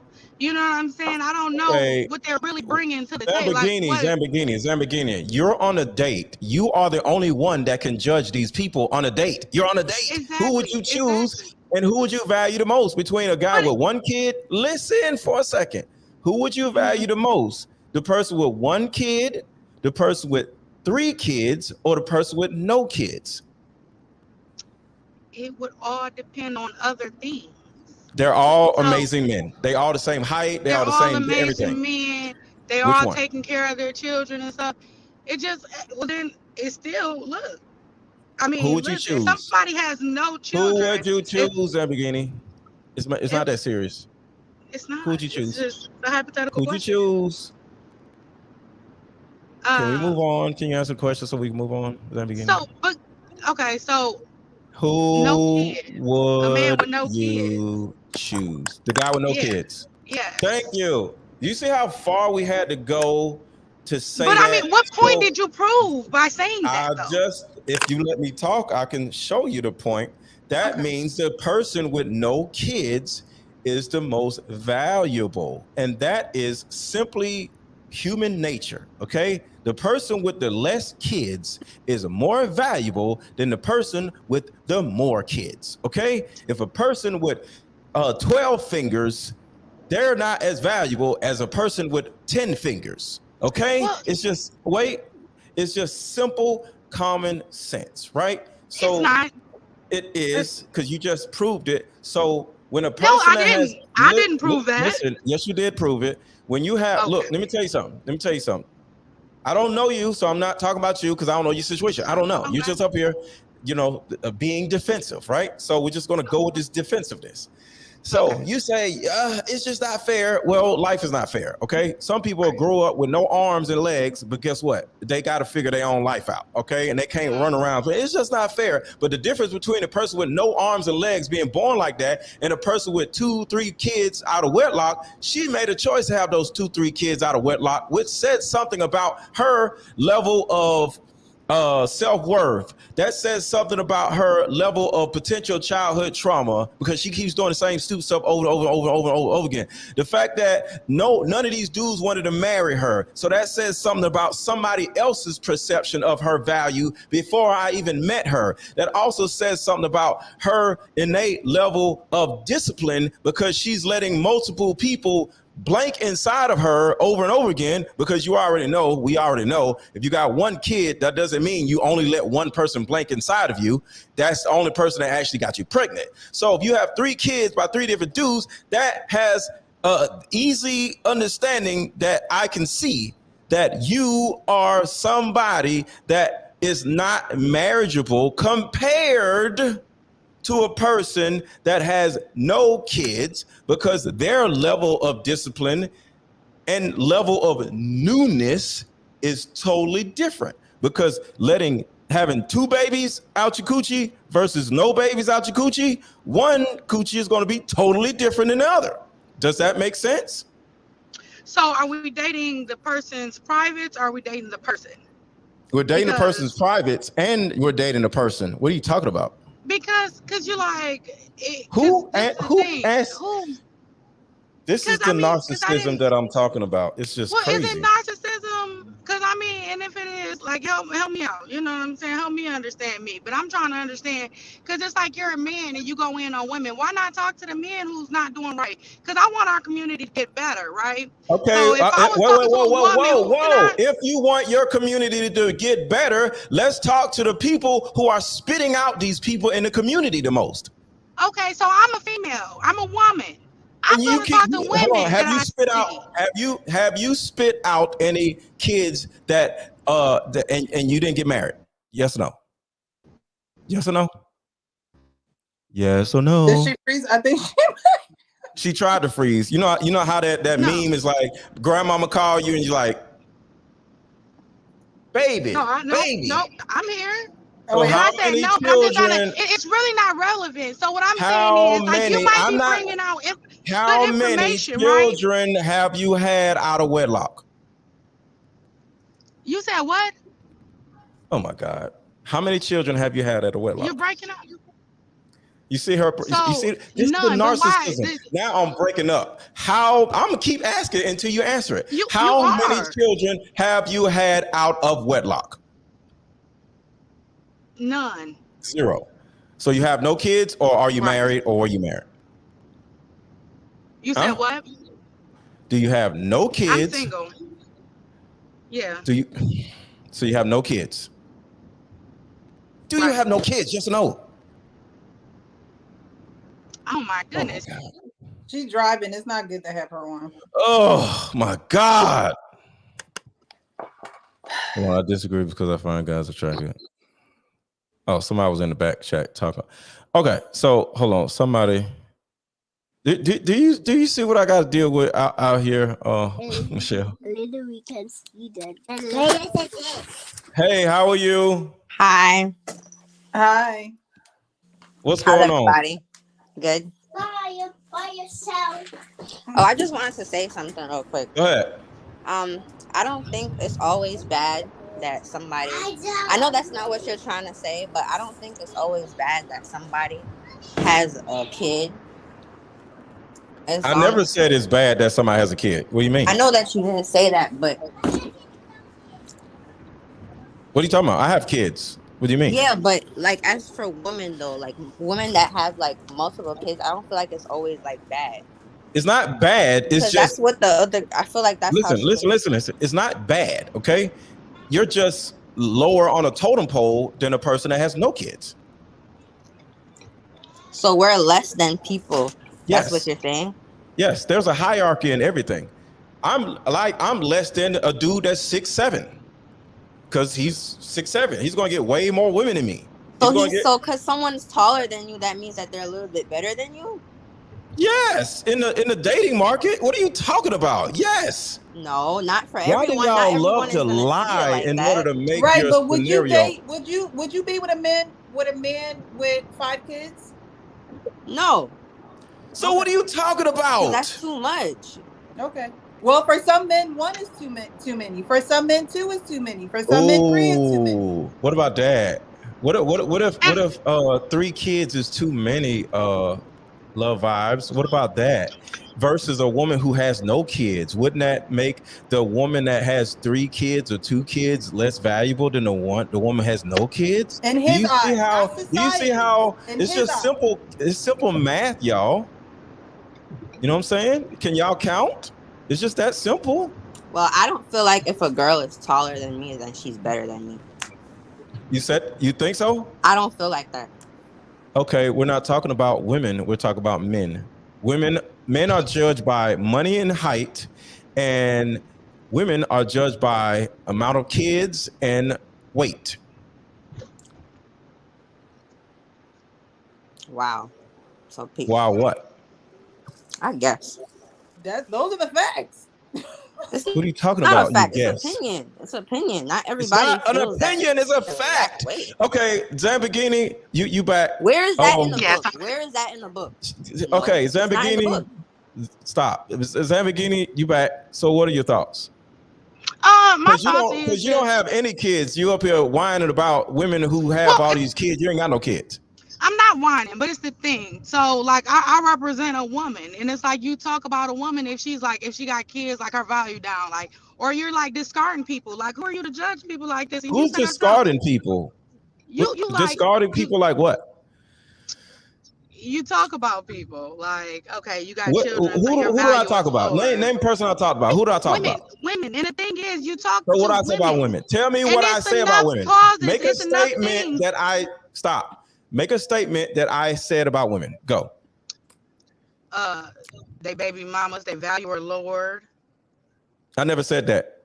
You have. I mean, no, I watch your videos. I never said their baby mamas, their value is lower. Because I don't talk about. Can you let me finish? I never talk about women, their value is lower. I don't even talk like that. I do have a problem with women who have a whole bunch of, who have babies out of wedlock that don't get married, but I don't talk about a woman's value is lower. We're talking about a woman's value is lower because you brought it up. So I'm talking about it now, but I don't talk about it on my show about a woman's value being lower. So that's wrong. But my point is this, Miss No Kids. If you have no kids and Love Vibes has 3 kids and I was on a date with both of you, I would look at Zambigini as higher, the person that I would value and be with and want to date longer more than Love Vibes. And I'm just saying y'all because y'all are on here. And Zambigini was talking about she ain't got no kids. And I don't believe she ain't got no kids. I think she got kids. Okay, so but what if the other person's Go ahead. I want her to say what she wants. No, go ahead, Love Vibes. What you say? What if the other person's personality is better? Because I've seen, like, I've been on dates with guys and they have more, but their personality, they have more kids than the other person, but their personality is better, and they're a better person. So sometimes, like, if I feel like if you're genuine, you can't always go by that all the time. Okay. We go by what you're saying. Hold on, wait. Well, listen. We got to have a conversation. That means you say something and I say something. Okay. What I'm looking at when I'm dating somebody and what the typical human being is looking at is about 7-8 different things that they bring to it, and not just one. Okay. So if a person that has a better personality than a person that has no kids, then that person would probably have a little bit more value than the person that doesn't have any kids. So yes, I agree with you. Yeah. All right. Well, but at the end of the day, what Zambigini came up here saying, because remember, the reason why we're on this is because she came up here being all defensive, like, why you be talking about da-da-da-da? Because I want to. That's the first thing. And 2, y'all are the ones that are screwing up our communities by spitting out fatherless babies. So if you don't spit out fatherless babies and you actually get married before you have a baby, you are an ally. And I'm not talking about you. So if you guys get married before you have children, I'm not talking about you. I have a problem with the women that are spitting out multiple babies by multiple dudes and ain't getting married, because you're ruining your children's lives, and your children are going to grow up to be gang members. That they're a child. Almost no gang member in America has a daddy. Some of them do, but the majority of gang members and folks who don't went to prison or whatever, they ain't got no daddy. You know why? Because boys need daddies, and y'all don't necessarily care about daddies for some dumb reason. So yes, I'm always going to push fatherhood, marriage, and family, because I'm tired of y'all asses doing this goofball stuff. But go ahead, Zambagini.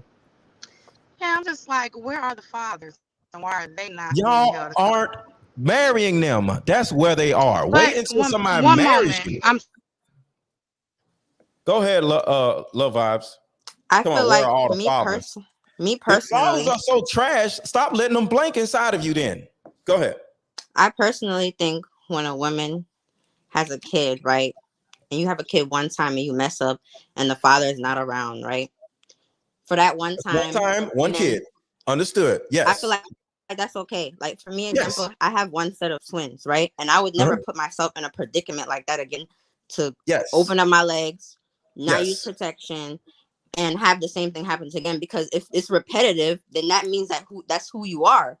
But when you make that mistake one time, then you learn. So I feel like not everyone should be judged as the same way when you have children. So love vibes, I'm agreeing with you. You had twins, okay? You had twins. You didn't do the same thing twice. You did something one time.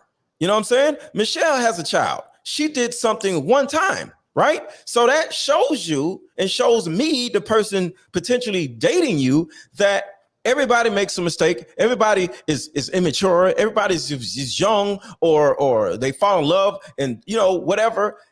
I get it, but I literally said, when you have multiple kids out of wedlock, not including twins, okay, that tells the person dating you that you may potentially have an issue with discipline. I literally said that. Did I not? Yeah. Go ahead, Zambagini. You had to unmute. Oh yeah. Yeah. I mean, like I said, I'm. You agree? Disagree? What? No. Well, because I think it's the person. I think because like I said, I just watch YouTube. I be watching a lot of different things. You know what I'm saying? Mm-hmm. And you've been coming up lately, and when you do, I'm like, it's like, you need to be married. If you're not married, and this, and then it's like, you stay. I mean, because it's fair for you to have your opinions. I just think that, like, being a man that you are, because I'm up here talking about you need to be married, and you had a problem with that. No, it's nothing wrong with being married, right? But you're like, why are these women having these children and they're not getting married? And it's like, sometimes you can be in a relationship with people and things could be going well. It could be you can wear a condom thing. And you can use a condom. You can. But when I'm not have fatherless babies. But I'm just, without trying to judge somebody or you know what I'm saying. We have to judge these people because they're rude. Do you know what's going on in Chicago right now? You know what's going on in Philly? All these little fatherless boys running around shooting folks. They ain't got no daddies.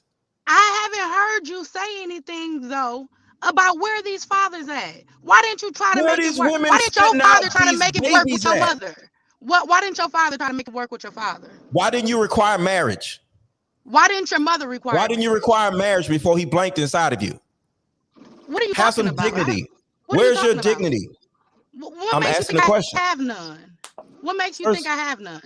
Do you and have? Why would you tell somebody because they have no dignity? If you that's not nice. If you have multiple babies out of wedlock, you have a low level of dignity. Okay, so your mother had a low level of dignity. Yes. Okay. So from that, now when you talk to your mother, do you tell her like you're disgraceful? Look at you. Look what you did. You left me out here a fatherless child. Now I'm out here trying to figure it out online. You don't have to come at people like that. Okay, but even I did do guess that. Now what? You do? You tell your mom? Okay, it's no. just not. Listen, I don't understand why you can't talk to the men that's killing these men. Stop talking. We have to have. Okay, we have to understand, ladies. I know this is I know that y'all aren't used to this because y'all love just babble. See, that's rude. You say something and then you stop talking. Let the other person say something and then you say something. And then they say something and then you say something. And then they say something and then you say something. Okay? And I understand. Y'all grew up in a family full of women and all y'all did talk over each other. This is not how men operate, okay? So when you're dealing with a man, you have to trade times to talk, okay? All right. Now, I did do that. I actually talked about that about 30 minutes ago when I said I beat up my mom's boyfriends, okay?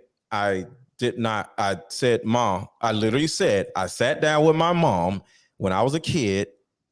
Mom, is there a reason why you keep dating these losers? Is there a reason? Like, what are you out here doing? And we had the candid type of relationship. And she told me, well, nobody's really going to want me. Like, look at me. Look where we live at. You know, we live in the projects. I ain't got no job. These are only guys that would date me. And I was like, oh, okay. Well, then I said, well, what about Mr. So-and-so? It was a guy that had the back in the day, he had a cream colored Cadillac with the boot on the back. Y'all probably don't know what that is, but back in the day, the luxury cars used to have tires on the back of the cars. It was like, it was weird, but it was a super. That's how you know he had money. Yeah, he had money, and he was trying to get at my mama, right? But she said, he's not my type. And I'm like, why is he not your type? It was my mom's low level of self-worth. She didn't think that guy would really want to be with her because he had money, because he was successful, because she wasn't successful. So she looked at herself like the only type of men I can get are men that are unsuccessful. So she chose to be with men. Well, to be honest with you, she chose to die alone. And I know Kevin Samuels runs around saying that stuff all the time, but my mom actually lived that life because I told my mom, okay, well, Mom, if you can't get a man that has a certain level of common sense and a job, he can't come over here. It's hard. And if he can't come over, if he comes over here, I'm going to beat his ass. So find a better man or you ain't going to have no man. Period. And I beat up to her boyfriend, so she know I was true. I was telling the truth. And she chose to not date again, and she ended up passing away. So yes, Zambagini, I said the same thing to y'all as I said to my mom when I was 14 years old. So I've been doing this for a long damn time. I hold women accountable. And guess who taught me to do that, Zambagini? You want to guess? My mommy. Yes. Am I free to Can I ask you something when you're finished? Go ahead, Zambagini, and then love vibes. Go ahead, love vibes. Okay. Do you think that all of those stuff that you said like had positive effects on you? Meaning, I said what? What do you mean? What? Like your stories, like when you were with your mom and what you didn't allow and stuff like that. Like, do you think like now in your lifestyle that those things like have all positive effects on you? Well, everything in life does not have a all positive effect on you. Okay. There's not all nothing. Y'all love to say not all women, right? So I'm going to say not all effects. You know what I'm saying? So at the end of the day, overall, yes, I'm a leader. I'm married. My my kids grew up in a married household, so I got married. I left the hood at the age of 17 because the hood was stupid. and I put my children in a big ass house then, and I had my kids in a big ass house when they got older. So I grew up with a mindset of leadership, and my mom taught me that. My mom put me in a mindset of a man, his job is to protect women, and part of the protection, if you just imagine security, at some point, the person, like say I got security, right? I just want to give you an example. If I hire security, right, and I do an event and they find out that somebody wants to beat me up or do something to me, right? And I'm ready to walk out the front door and the guy that wants to beat me up is outside. What is that security guard going to do right then and there? Anybody can answer. Protect you. He's going to make sure that, right. He's going to tell me not to go outside. But if I say, well, I want to go outside, what is he going to say? Can somebody please answer? If you want to go outside, he's gonna be like, look, there's somebody out there that's ready to harm you. But I say I want to go out there anyway. What is he going to say? No. He's going to say no. He's going there to protect grab my chest and he's going to say no. No. Okay. He's going to look at me in my eye and he's going to say, we're going to go over here and we're going to go through the back and I got the car out there. Let's go. Okay. That's what a protector does. A protector ain't got time to be babying y'all asses and talking to y'all in baby talk. Well, stop having fatherless babies. No, I'm going to say, stop having fatherless babies, damn it. And nobody got time to be whining and talking to y'all like little children. No, y'all act like little children, but I ain't going to treat y'all like little children. So the answer is no. Can I have another fatherless baby? No. Does that make sense, y'all? No. Of course it doesn't. Of course it doesn't.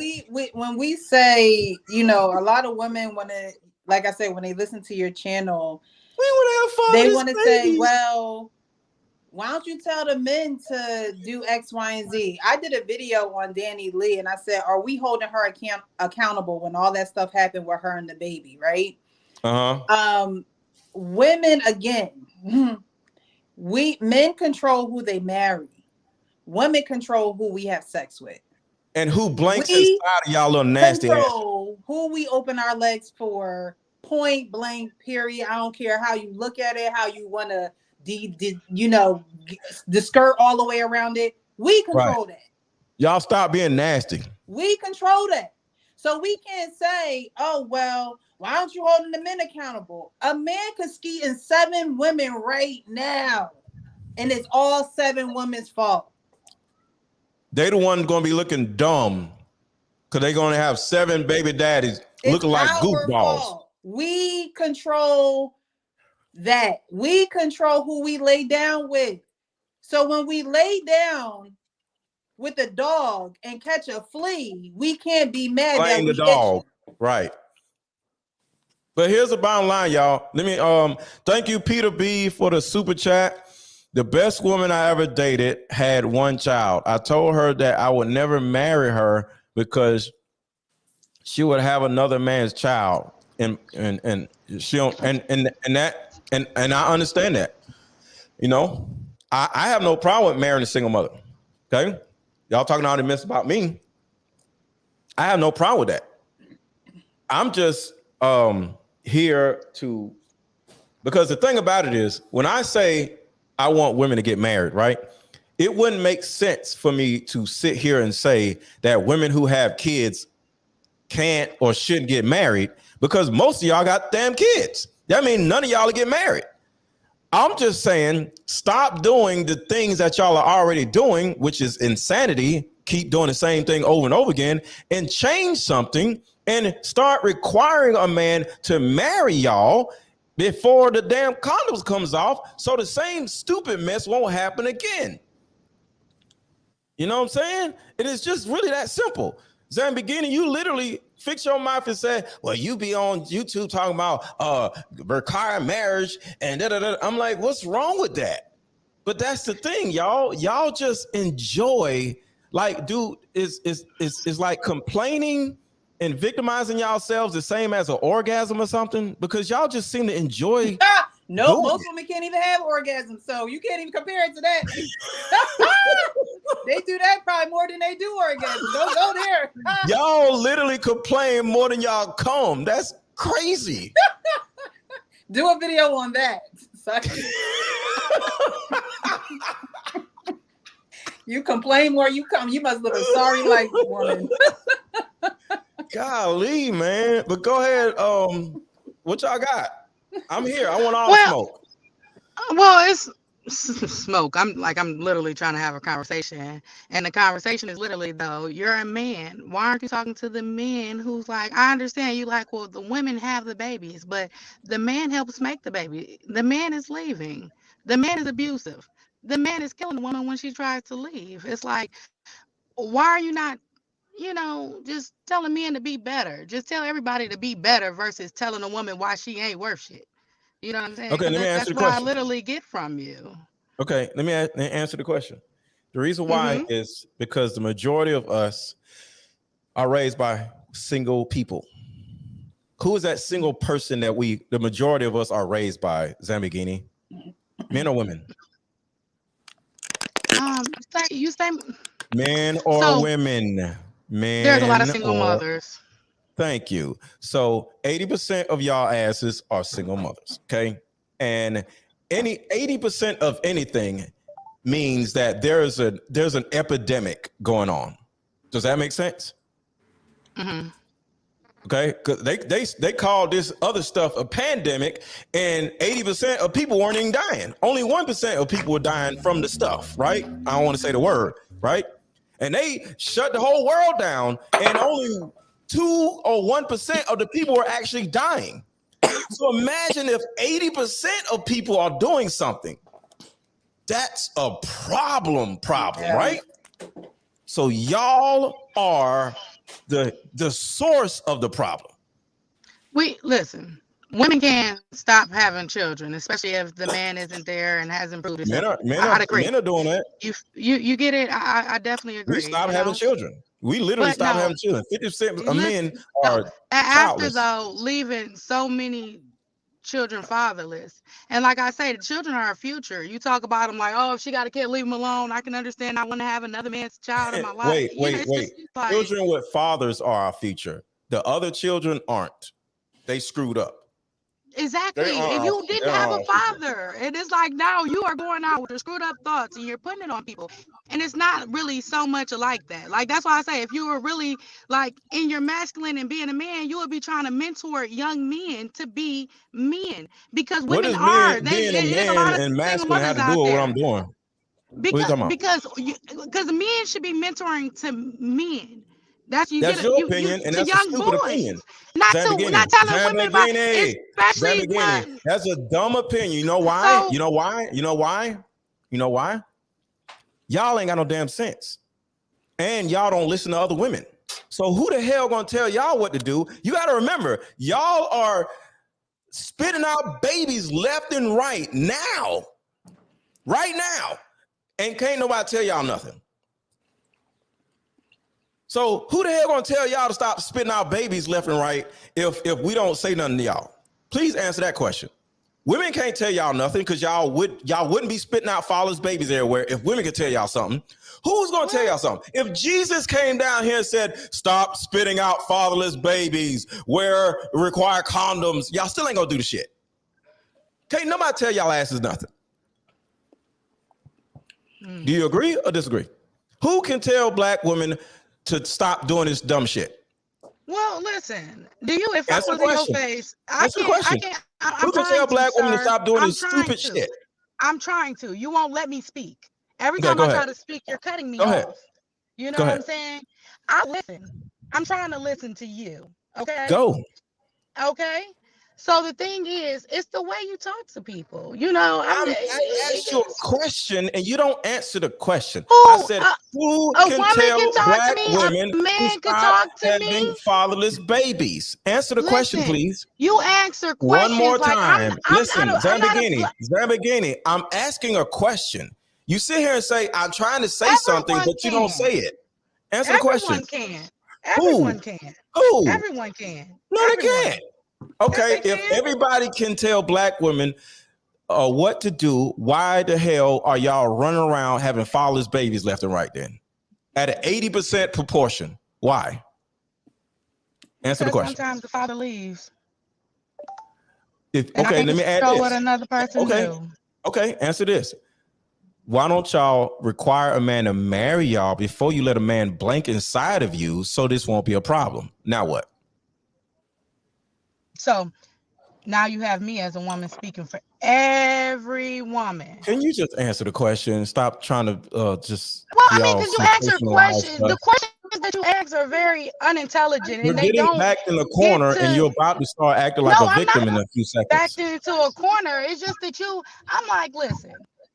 No, answer the question. If a man told y'all to stop having fatherless babies and require marriage, do you think women would actually listen? Because it's common sense. Talk to the men about what though? Be married? About yeah. How about or just not playing? Okay, how about this? How about this? No. How about this? No. Now what? No. No what? Zambigini, no. The answer is no. How about that? Now what? The answer is no what? No. The answer is no. No. I'm gonna keep doing what I'm doing. Now what? No. I mean, and that's fine. How you get views, and I'm sure you get paid. So I mean, it benefits you. But I mean, so in now the what? long run, I mean, No. It benefits us, Zambigini. No, it benefits you. No. It benefits us because the less. Let me tell you something. The less little badass kids run around shooting people because they got a daddy. It benefits all of us. Okay. I don't believe all these badass kids run around doing stupid shit have no daddies. Okay. So all the men that you are complaining about had single freaking mothers. Not always. I know people who had a mother and a father, and they still just, I know people. The majority of some birds don't fly. Some birds don't. Some birds can't fly, Zambigini. Penguins can't fly. Yeah. Right? Yeah, I just can't fly, Zambigini. I was just saying, I came across you, I listened, so clearly, something you saying, but I just feel like I said, you're not talking to me, but whatever. I just feel like it can come across better because it's almost like I don't want it to come across better. Women. No, Zambigini, I don't want it to come across better. I want y'all to get it. Cool. Maybe the last 30 years of Steve Harvey's and people babying y'all and talking to y'all like y'all children ain't working. And it takes an adult to talk to y'all asses like an adult for y'all to finally freaking get it. Get married before having babies. And that is an order. Well, you have no authority over everyone, but I feel you because you should. Marriage should definitely be on the table when having children. I agree with that. But that's all I'm saying. Right. Yeah, well, that's not all you're saying, but I get it. Yeah. That is really all I'm saying. I say the same shit virtually every video. That was the question he asked. Okay. What you say, Michelle? I said that was the question you asked. Would it be fair to say, shouldn't marriage be on the table when you're, preparing to have a baby? I mean, I don't understand why you would want to have a child repeatedly and not be married. Like, you know how hard it is to take care of a child? Like, that's why. I don't get no food stamps. I don't get none of that. Like, no. You have a baby.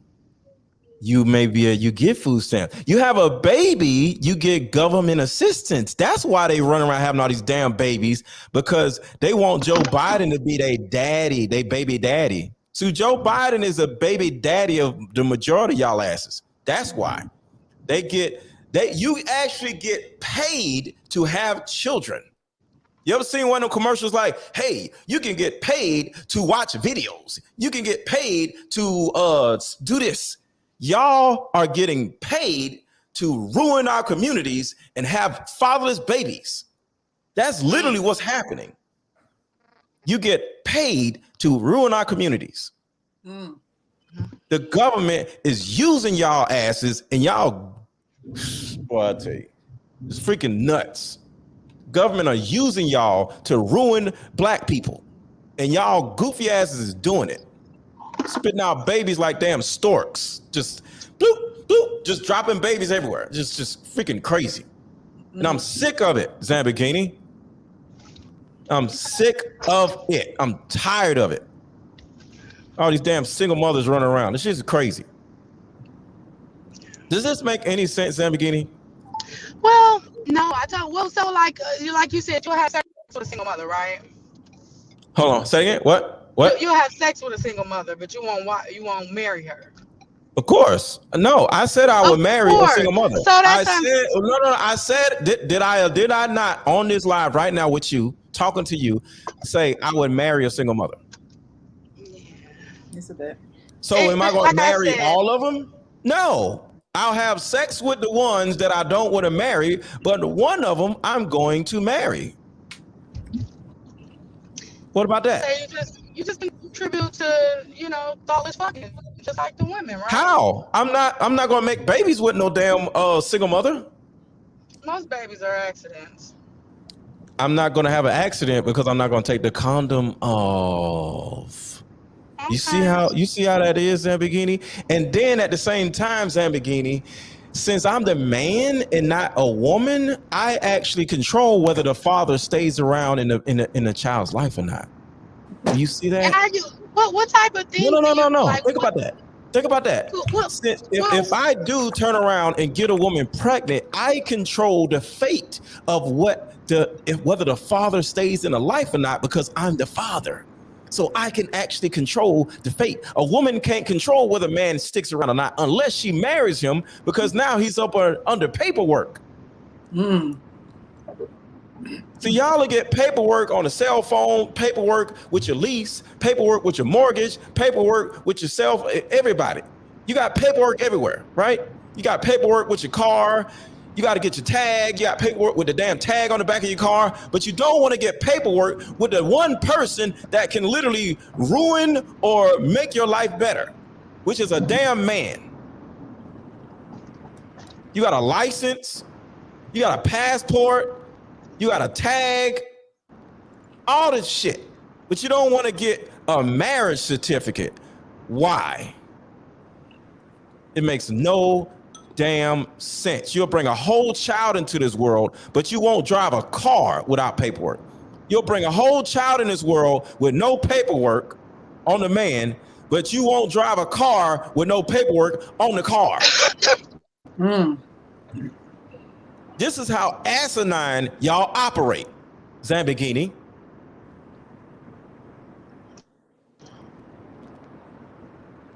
You ain't got no paperwork on the man that just put a baby in you, but you got paperwork on your car. You got paperwork on your cell phone. On your cell phone. Because if you drop your phone, if it breaks, you can go back to the store. Hey, I got insurance on my cell phone. But you ain't got insurance on your child. Wonder why I'm so damn pissed off. I'm sick of this shit. Get paperwork on the man that blanks inside of you. You ain't sticking a cell phone up your butt. Whatever goes up your butt, put paperwork on it. Okay?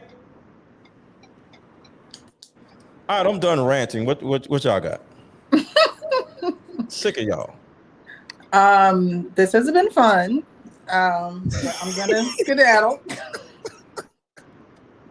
All right, Michelle, have a good rest of your day. We'll be talking.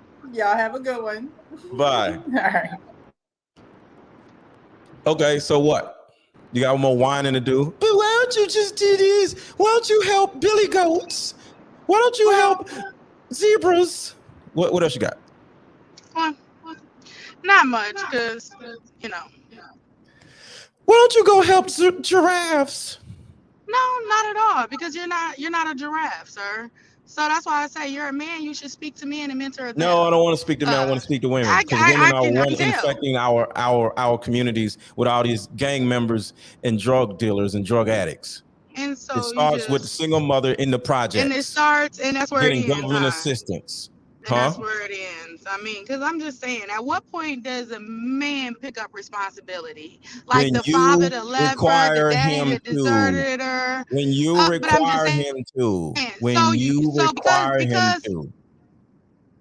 And then you're rude. Like, you just talk over me. You just, when you require him to, that's the answer. Right. You literally ask a question. You literally asked a question, and I said, when you require him to. Well, honey, I know what I'm doing. And I'm not, listen. No, you want to be the woman's spokesperson, so you're going to get all the smoke for all the women. Well, and then it's not even really smoke, and you're talking over me. You're not really listening. So it's like, you really are just, whatever, entertain your audience, I guess. But it's like, we're not getting to no valid point. You ask me a question, but like, you got to a valid point. Is the sky blue? Is the sky blue? Just answer the question, is the sky blue? That's not really getting anywhere. Like I said, it is a problem in the community. People should stop just having children and not having a family unit to give them. But it does also, it's not just the blame of the woman. And it's not the blame of anybody. But we need to stop doing stupid shit. And they should. But also, it's men killing women in relationships. I know good women in relationships, and men are trying to control them. Don't want them doing things and do stuff my way. Like, you got a system set up. Life ain't how we always thought it was gonna be. You know how they told us the family unit? It don't always work like that, but that don't mean it won't be okay. And let me ask you this then. Let me ask you this then. Do you think having standards for who you date, vetting the man you're dating, asking around about this man, somebody may know him on Facebook or whatever, doing a background check on a man, which doesn't only cost $30 to do, going to male friends that you may have in your life, and taking your time before you have unprotected sex with this man or having sex with this man, period, before letting him in your freaking life, wouldn't that help the situation? And requiring him to marry you at some point in the future, don't you think that would change the narrative a little bit, or no? So the questions that you asked. See, you never answer the question. You just start talking about other stuff. That's why I be interrupting. So what was your question? What was your question? Your question is always, don't you think it'd be better if the woman chose this? But the thing is, you've already said that 9 times out of 10, we done grew up in trauma, right? Which means we have to unlearn the things that we've already been doing. That means you gotta get therapy. Yeah, exactly. Whoa, for a second. You just said something. You say we all grew up in trauma. Well, get your ass some therapy and leave the opposite sex alone, male or female, right? Yeah, exactly. And some people don't do that, right? And leave those people alone. Yeah, and don't let that person blank inside of you. Yeah. So, like I say, now you go here and you know what your mind is now. You know what your mind was. You know how you done changed and stuff. People make mistakes. People done did things. Now people making most of the mistakes, which means they're not mistakes anymore. You make a mistake one time. You don't have like 3 kids with 3 different dudes, and those were not mistakes. So, and that's the thing. So you're so judgmental because circumstances, things happen. You be with somebody, you be in love with people. Things don't happen. Things do happen. No, they don't. So why are you divorced? Because I chose to get a divorce. Why? Because I wanted to. Why did you want to get divorced? Nothing happened. It was a choice. Okay, that's fine. But why did you want to get divorced? Zambigini. What I'm saying is, something did not happen. I made a choice. Can you say choice? It don't make no difference why. It was a choice. What about things just don't happen? People make choices. How old are your children? My children are grown. How old are they? They're grown. Don't worry how old they are. They're grown. How old are they when you divorced? Why you want to know all this stuff? Because I wonder if they're still affected by the choices you made. And I talked to my kids yesterday, and I didn't literally, say that you didn't have a relationship. Listen. I literally talked to my kid yesterday, and she said, "You did not affect me. My grandmother affected me." She literally said that. Because I have open dialogue with my kids, just like I had open dialogue with my mom when I was growing up. And we literally was just at the table, just talking about trauma and stuff, right? Mm-hmm. So I asked her, and she was like, no, you didn't traumatize me. Granny traumatized me. So the answer to your question that was updated the day before yesterday is no. Any other questions? Yeah. So, because Zambikini, just stop. That's all I'm saying. I just want y'all to get married and stop doing the same goofball stuff over and over again. I just want y'all to stop killing us and trying to control us and take our money or control us with your money. I want you guys to be able to listen. I want you guys to pay better. Let me tell you something. Character, because y'all don't. Let me tell you something. I was looking at Ready to Love, the last season, right? Or whatever. It's still going on, right? And one is a big dude on there, and they're meeting each other's exes, right? So he sat down with the first girl that he likes, and he sat down with another girl that he likes, and he met her ex, and he met her ex. This man was like, well, I don't know. You on a damn show, right? And this man like, well, why I gotta meet your ex? And this man looks like a controlling, disgusting woman beater dude, right? Mm-hmm. They like, yo, I don't know if I like this dude. He's weird. He's controlling. They on a show. This is how you can refrain from being with a one of these dudes you talking about, by seeing this person and backing off. But the majority of y'all would see 30 red flags and you will keep damn going. Why? Because y'all ain't got no damn sense. And again, though, that's why I say just speak to people, because there are men who will deal with women and miss the flag. So just deal with people. So all her people, everybody need to unlearn and relearn and do what works for them. Okay. Yeah.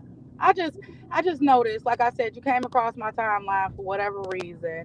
And you also, a couple other people, on Manosphere and things. And it's just very interesting. I'm not Manosphere. Please don't say that. Okay, well, I won't call you that. But what I will say is that that's a cuss word around here. But the talk actually, it kind of fits in the narrative in my mind. Like when I don't see much difference, when I see different stations and stuff, I don't look at you like, oh, that's a very uplifting and positive brother. No, you're tearing down people in your community. No, you're tearing down people by keeping them stupid. You're tearing down people by keeping them stupid. No. This is the whole thing. You keeping them stupid with all this. Why don't you help men? No, the damn problem is the freaking women. You tearing them down. I ain't tearing nobody down. And listen, and like I said, it's the people. Because we all, in our minds, we all have choices to make, good and bad and rational and all irrational, all this other type of thing. So I, as a female, can make just the wrong decision. And as a male, same difference. So I don't think it has anything to do with the gender. And you're talking like women. Women is no. Women, 9 times out of 10, women get, first of all, and you like sexual, they run around fucking everything. Most women have sexual experiences. You don't have to cuss, little potty mouth. I do. I curse, so I'm on chill because I want to respect your station. But so a lot of times, women, they first sexual encounter is when somebody first sexual encounter. Y'all be 35. No. Listen, honey. What I'm saying is, a lot of times when they have that first sexual encounter, it might be somebody molested them, raped them, something. Whoa. These don't stop with the words. My bad. I just listen on here. I don't really. My bad. I get it. My bad. But that woman needs therapy, and she leaves them alone. But listen, therapy isn't that readily available, and even when it is, it's not that promoted. So right now, we're coming to a time. Therapy isn't really. Hold on. Let me tell you something. Stop. Well, no, listen. You don't have to cut me off. I hear you. Get that together. 1 second. You keep on cutting me off. That's so rude. Hold on, because you keep saying stuff. Listen, therapists in my area. I thought she was gonna say something. Yes. So what I see is I do understand how it's a little bit it's more accessible now. Hold on. Phone numbers. I got a whole list of phone numbers. Great. Oh, it's like a whole list. I'm scrolling. Therapists in my area. It's that simple. Talking about therapy ain't really available. No, Well, y'all don't want it. So y'all just want to whine about men all the day. But also, if you are talking to somebody, let's say you talking to somebody, you meet a girl and you talking to her. Let's say y'all had a good date or whatever, and she's about to give you some on the front. Why don't you talk to her like, baby girl, you better than this, whatever. Let's get to know each other a little better, this and so on. No, she's a grown woman. Yeah, but so you say I'll take advantage of that. So she a grown woman. She make her decision, but I'm gonna wear a condom to protect myself from her. Okay, but what about the community, baby? I'm wearing a condom. Yeah, but see, that's what I'm saying. But then they're dealing with people, right? So somebody like you, let's say she like you, right? You dealing with her and she becomes obsessive over you. Now she really likes you. You know what I'm saying? You put this. What that got to do with me? Because. So you saying treat women like children? She can be psychotic, right? So are you saying treat women like children? You're still opening yourself up. You're exposing yourself to.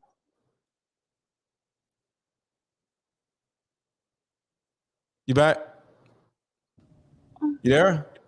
Okay, I am. Okay. But you're still exposing yourself to that person. So it's like. Well, I want to expose. It's a choice. Yeah, it's a choice. What are you talking about? I'm just you like a person is good enough if they good enough to. No, they're why not. Are you out here just having sex? You talking about a woman just having sex? Because I want to. You gotta have sex too. That woman just want to. She just want to. You are having sex too. A little nasty. No, you don't know what I'm doing, honey. I'm driving in a car right now. That's what you know.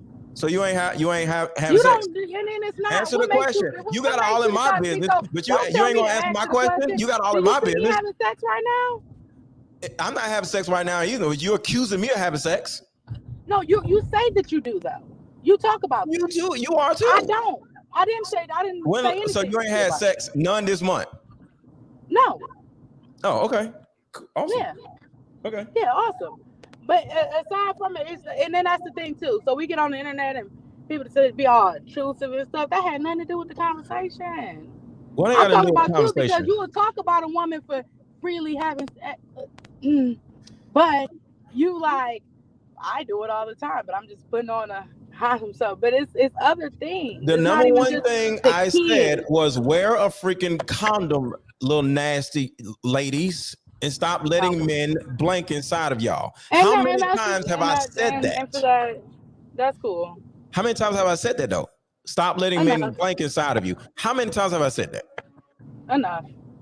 So what are you talking about? I'm not blanking inside of nobody.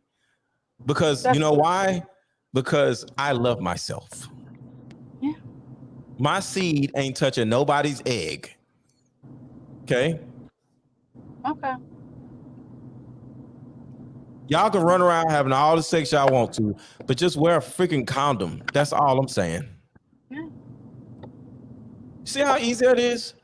Yeah. It requires a man to marry y'all little nasty butts. So that's all I'm saying. What qualities should we look for in a man for marriage? A man like me. Bro, what qualities is that? What? What?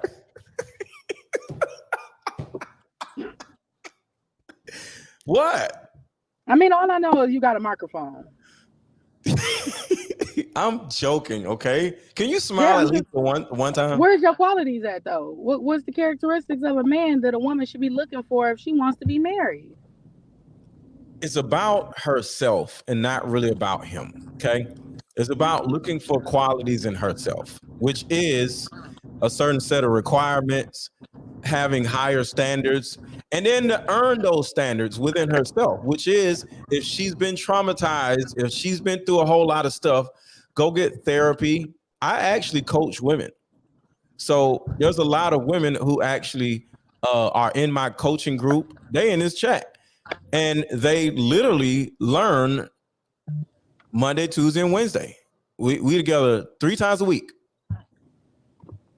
So the difference between me and all the other goofballs that you see on YouTube that, you know, you try to compare me to is I'm actually in my community helping our sisters.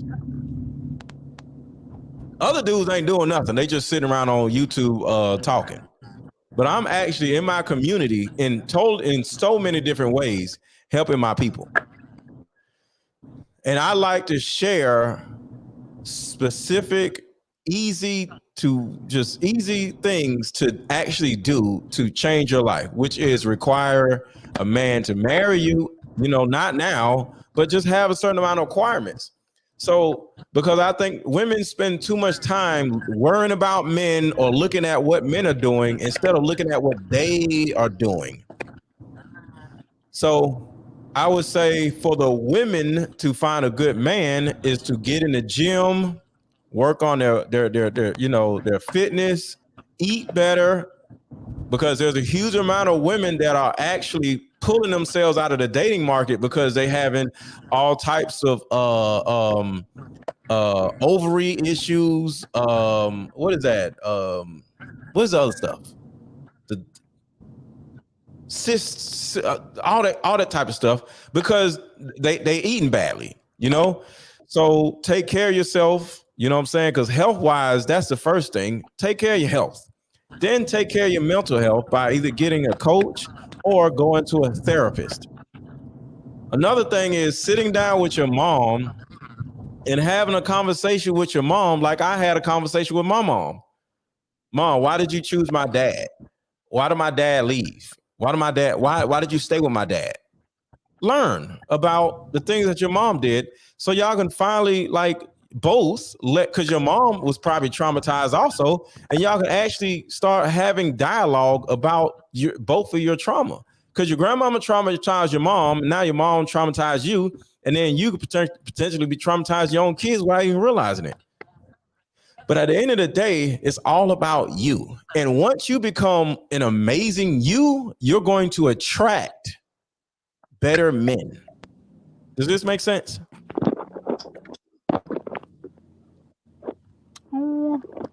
It looks like I'm in a bad signal because I'm not able to hear a lot of what you're saying. Oh, well, okay. Well, I'll just let you go. All right. Oh. All right, I'll talk to you later, okay? Okay. See y'all, she heard that.